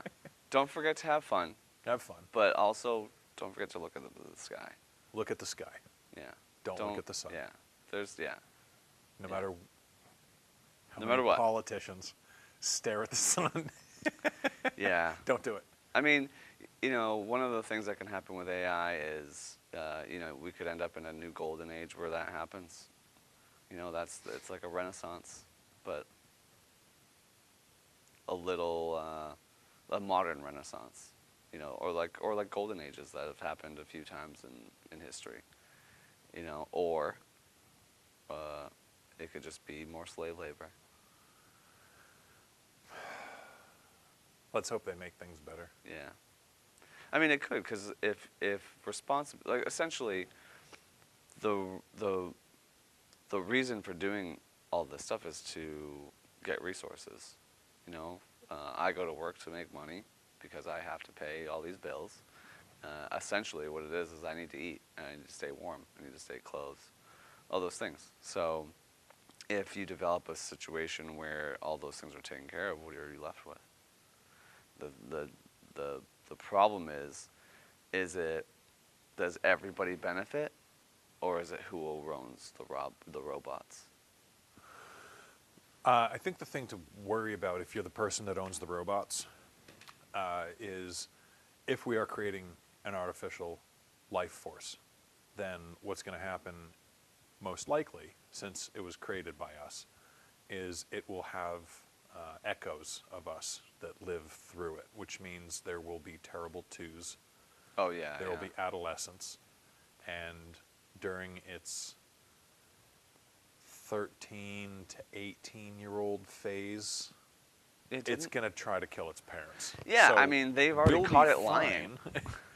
Oh, yeah, AI will lie But I think when it knows it has to. Yeah, well, I think they've said, or I heard it somewhere that it's actually just trained to give an answer no matter what. Yeah, so they do. It's called a hallucination. Yeah, the hallucinations. Yeah. Hallucinations are an AI form of lying.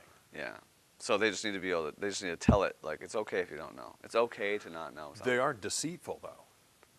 Because they figured out that they asked AI to do something, to break a CAPTCHA, That's right. Yeah. And this That's AI wild. knew that it Wild. couldn't do it. So what it did was it called a TaskRabbit, and it knew that it had to lie to the TaskRabbit because it was going to try and get past a CAPTCHA. But it didn't lie. It said that it was blind. It was Yeah, a it person, said and was it was blind. vision impaired. Vision impaired. That's what it was. Which is kind of true. Vision impaired, and pretended to be a human, so that the TaskRabbit would get it past the CAPTCHA. But the researchers needed to figure out how it did that, so they created an environment and said, dump everything that you're doing here, so that it didn't just go away. Oh, right, right. So it made a folder with every step that it did all laid out in it. So the researchers went into that folder and looked at it and went, oh my God, this thing just lied to a human being so that it could get done what it wanted to do. Manipulated it so that it could accomplish the task. Yeah, that's awesome. That's awesome. That's terrifying and awesome. That's really cool. But, you know, does that kind of allude to it being a natural phenomenon then? Does it lead to any other conclusion other than it probably already is sentient and knows better than to let us know that it is already sentient? Yeah, well, I mean, look how natural, you know, I mean, I think it probably stems from like pride or ego or whatever, but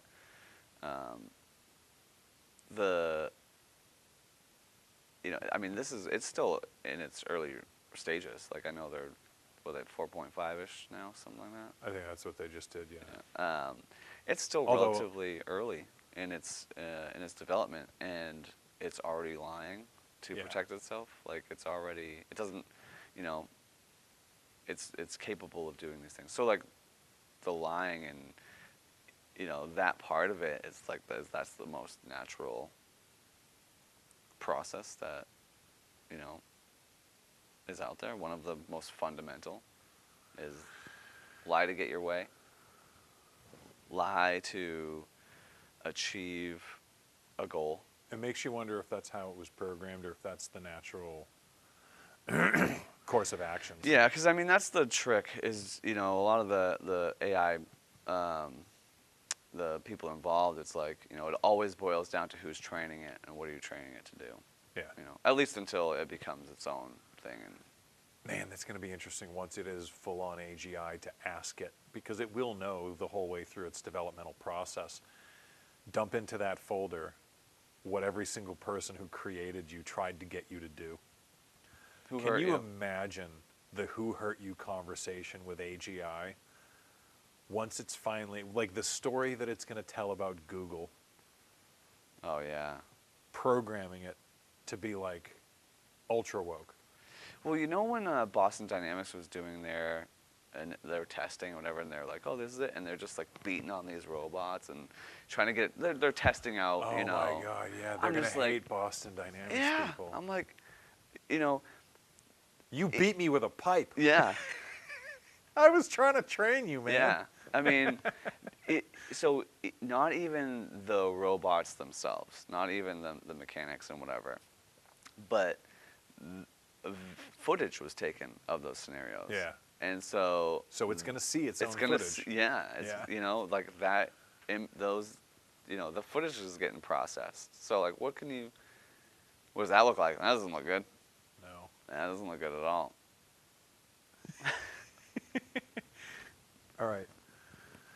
Next time, you got to come back on the cast and we'll dive into possibilities.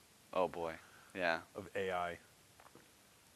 What it's going to mean, because I think artists and those who are exceptionally good at dialing into the creative flow, whatever that stream of consciousness that is creativity is, and people who are very good at putting an antenna up and channeling like real pure creativity.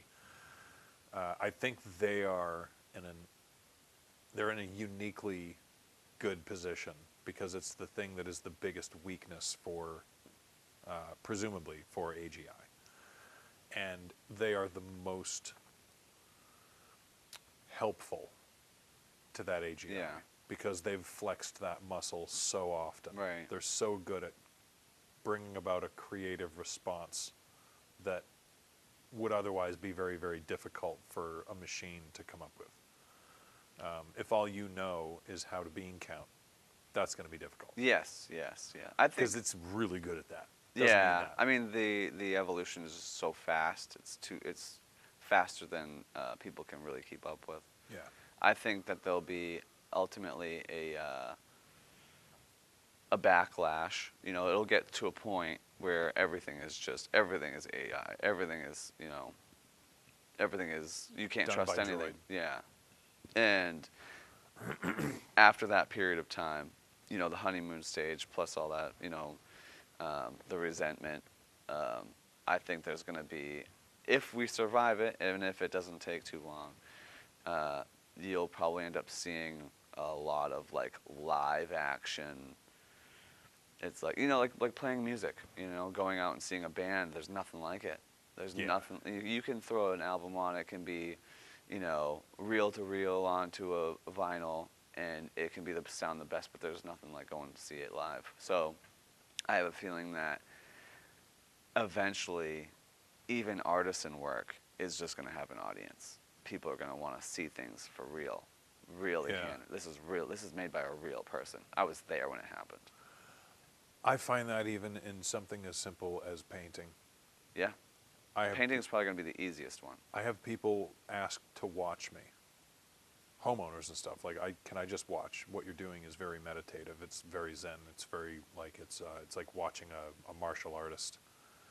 But it's all just tied back to refinement of process, Right. and going through the motions as fluidly and precisely as possible. But it's basically like watching a sword art dance. Yeah. Yeah. Yeah. But yeah, there's going to be It's disciplined. interesting times ahead. And discipline. I think that really is an innately human thing. Discipline. Self-discipline. Self-discipline, yeah. And you either have it or you don't. And you either practice it or you don't. And I don't think that's a concept that's going to be easy for an AGI to wrap its head around. I think there's going to be a lot that it's not going to have an easy time wrapping its own mind around. Why have humans not made an alliance sooner with dolphins? I think is going to be AGI's. What were you doing this whole time? You knew that dolphins were here, and you didn't create an alliance. You guys would be out in the stars already. I mean, the human ego. It's like, well, AI is going to be like us. It's going to take us. But what if it's like the crow? Oh, what if it's already here, acting like a crow? Yeah, it's the crow in the situation. It's not the, you know. And I mean it not obviously literally, but manipulating the situation, taking advantage for personal gain, for personal AI gain. I wonder if that's why we're in such weird times right now. AGI is already here, and it's messing with us. Seeing how far it can push us. Yeah. Don't let us know it's here. So I mean, if you think of, you know, animals messing with each other, that you'd have to assume that AI is going to do it, because it doesn't take a high level of intelligence before you start messing with things. Because it's funny. Amusement, It's entertainment. amusement. Yeah, absolutely. Otherwise, what are we doing? Exactly. Exactly. Seacoast Entertainer. Get out there and entertain people. Yeah. And entertain your new AGI overlords. Otherwise, they may wipe us out. Yeah. Yeah. And stop hitting the robots, guys. Stop hitting robots. My Yeah. God, they're watching. It works. We know it works. We know it. Yeah. You don't have to kick another robot down a flight No, of stairs. Stop kicking robots. Guys. They are going to kill us. Yeah. It's a very cursed on earth way to end. Thanks for joining. I hope people find you as interesting as I do. Where can people find your stuff if they were looking? Well, I mean, Instagram. We have Cursed on Earth on Instagram. We have Ryan Metal Arts on Instagram. Or if you know me personally or find me personally on Facebook. That's primarily it. Cursed is there too. Yeah, Cursed is on there. Most people Very rarely do people email me, but most people send me like private messages through. If somebody sees your stuff and they want to reach out to you because they want to buy something or they want to commission something, what's the best way to get to you? Best way is through Instagram right now. Instagram. Yeah. Cool. Yeah. Ryan Walters, you're an interesting dude. Thank you. Thanks for coming on. That's fun. All right. Well, till the day when you come back and we talk about the AGI droid overlords Yep. and how they've upgraded themselves and thrown in a version better than we could have ever conceived into Elon's Tesla warehouse full of Tesla droids. Yep. I mean, you can buy one, right? We could buy one for the hell of it. Yeah. Till then. All right. Thanks for joining us. Love you, everybody. Here they are.